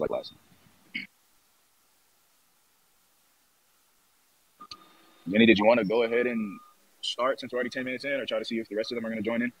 Yeah, I was just checking on the rest of them. Yeah, there's a few, but we can start anyway if you don't mind.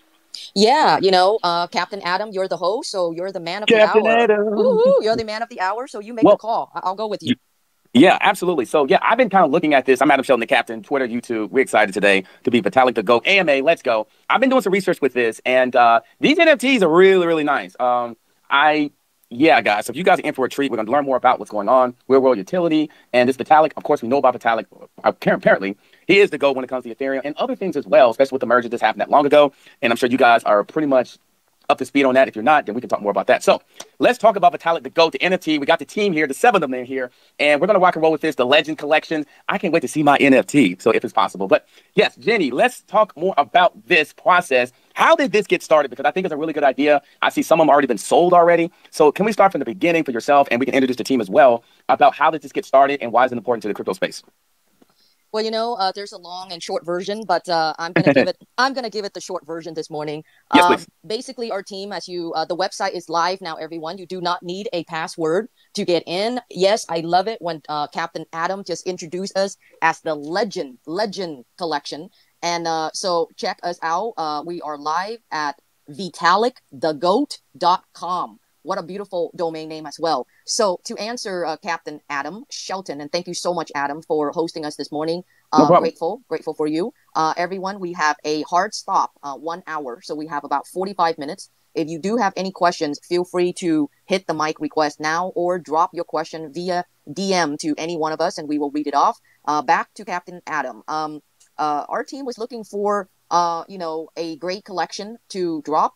And, one thing led to another. An idea was formed. Obviously, I led the idea and came back to the team with a number of ideas. And together, we jointly selected the in real life toy, which is the bobblehead. One of our team members suggested a ledger to be connected somehow with the bobblehead.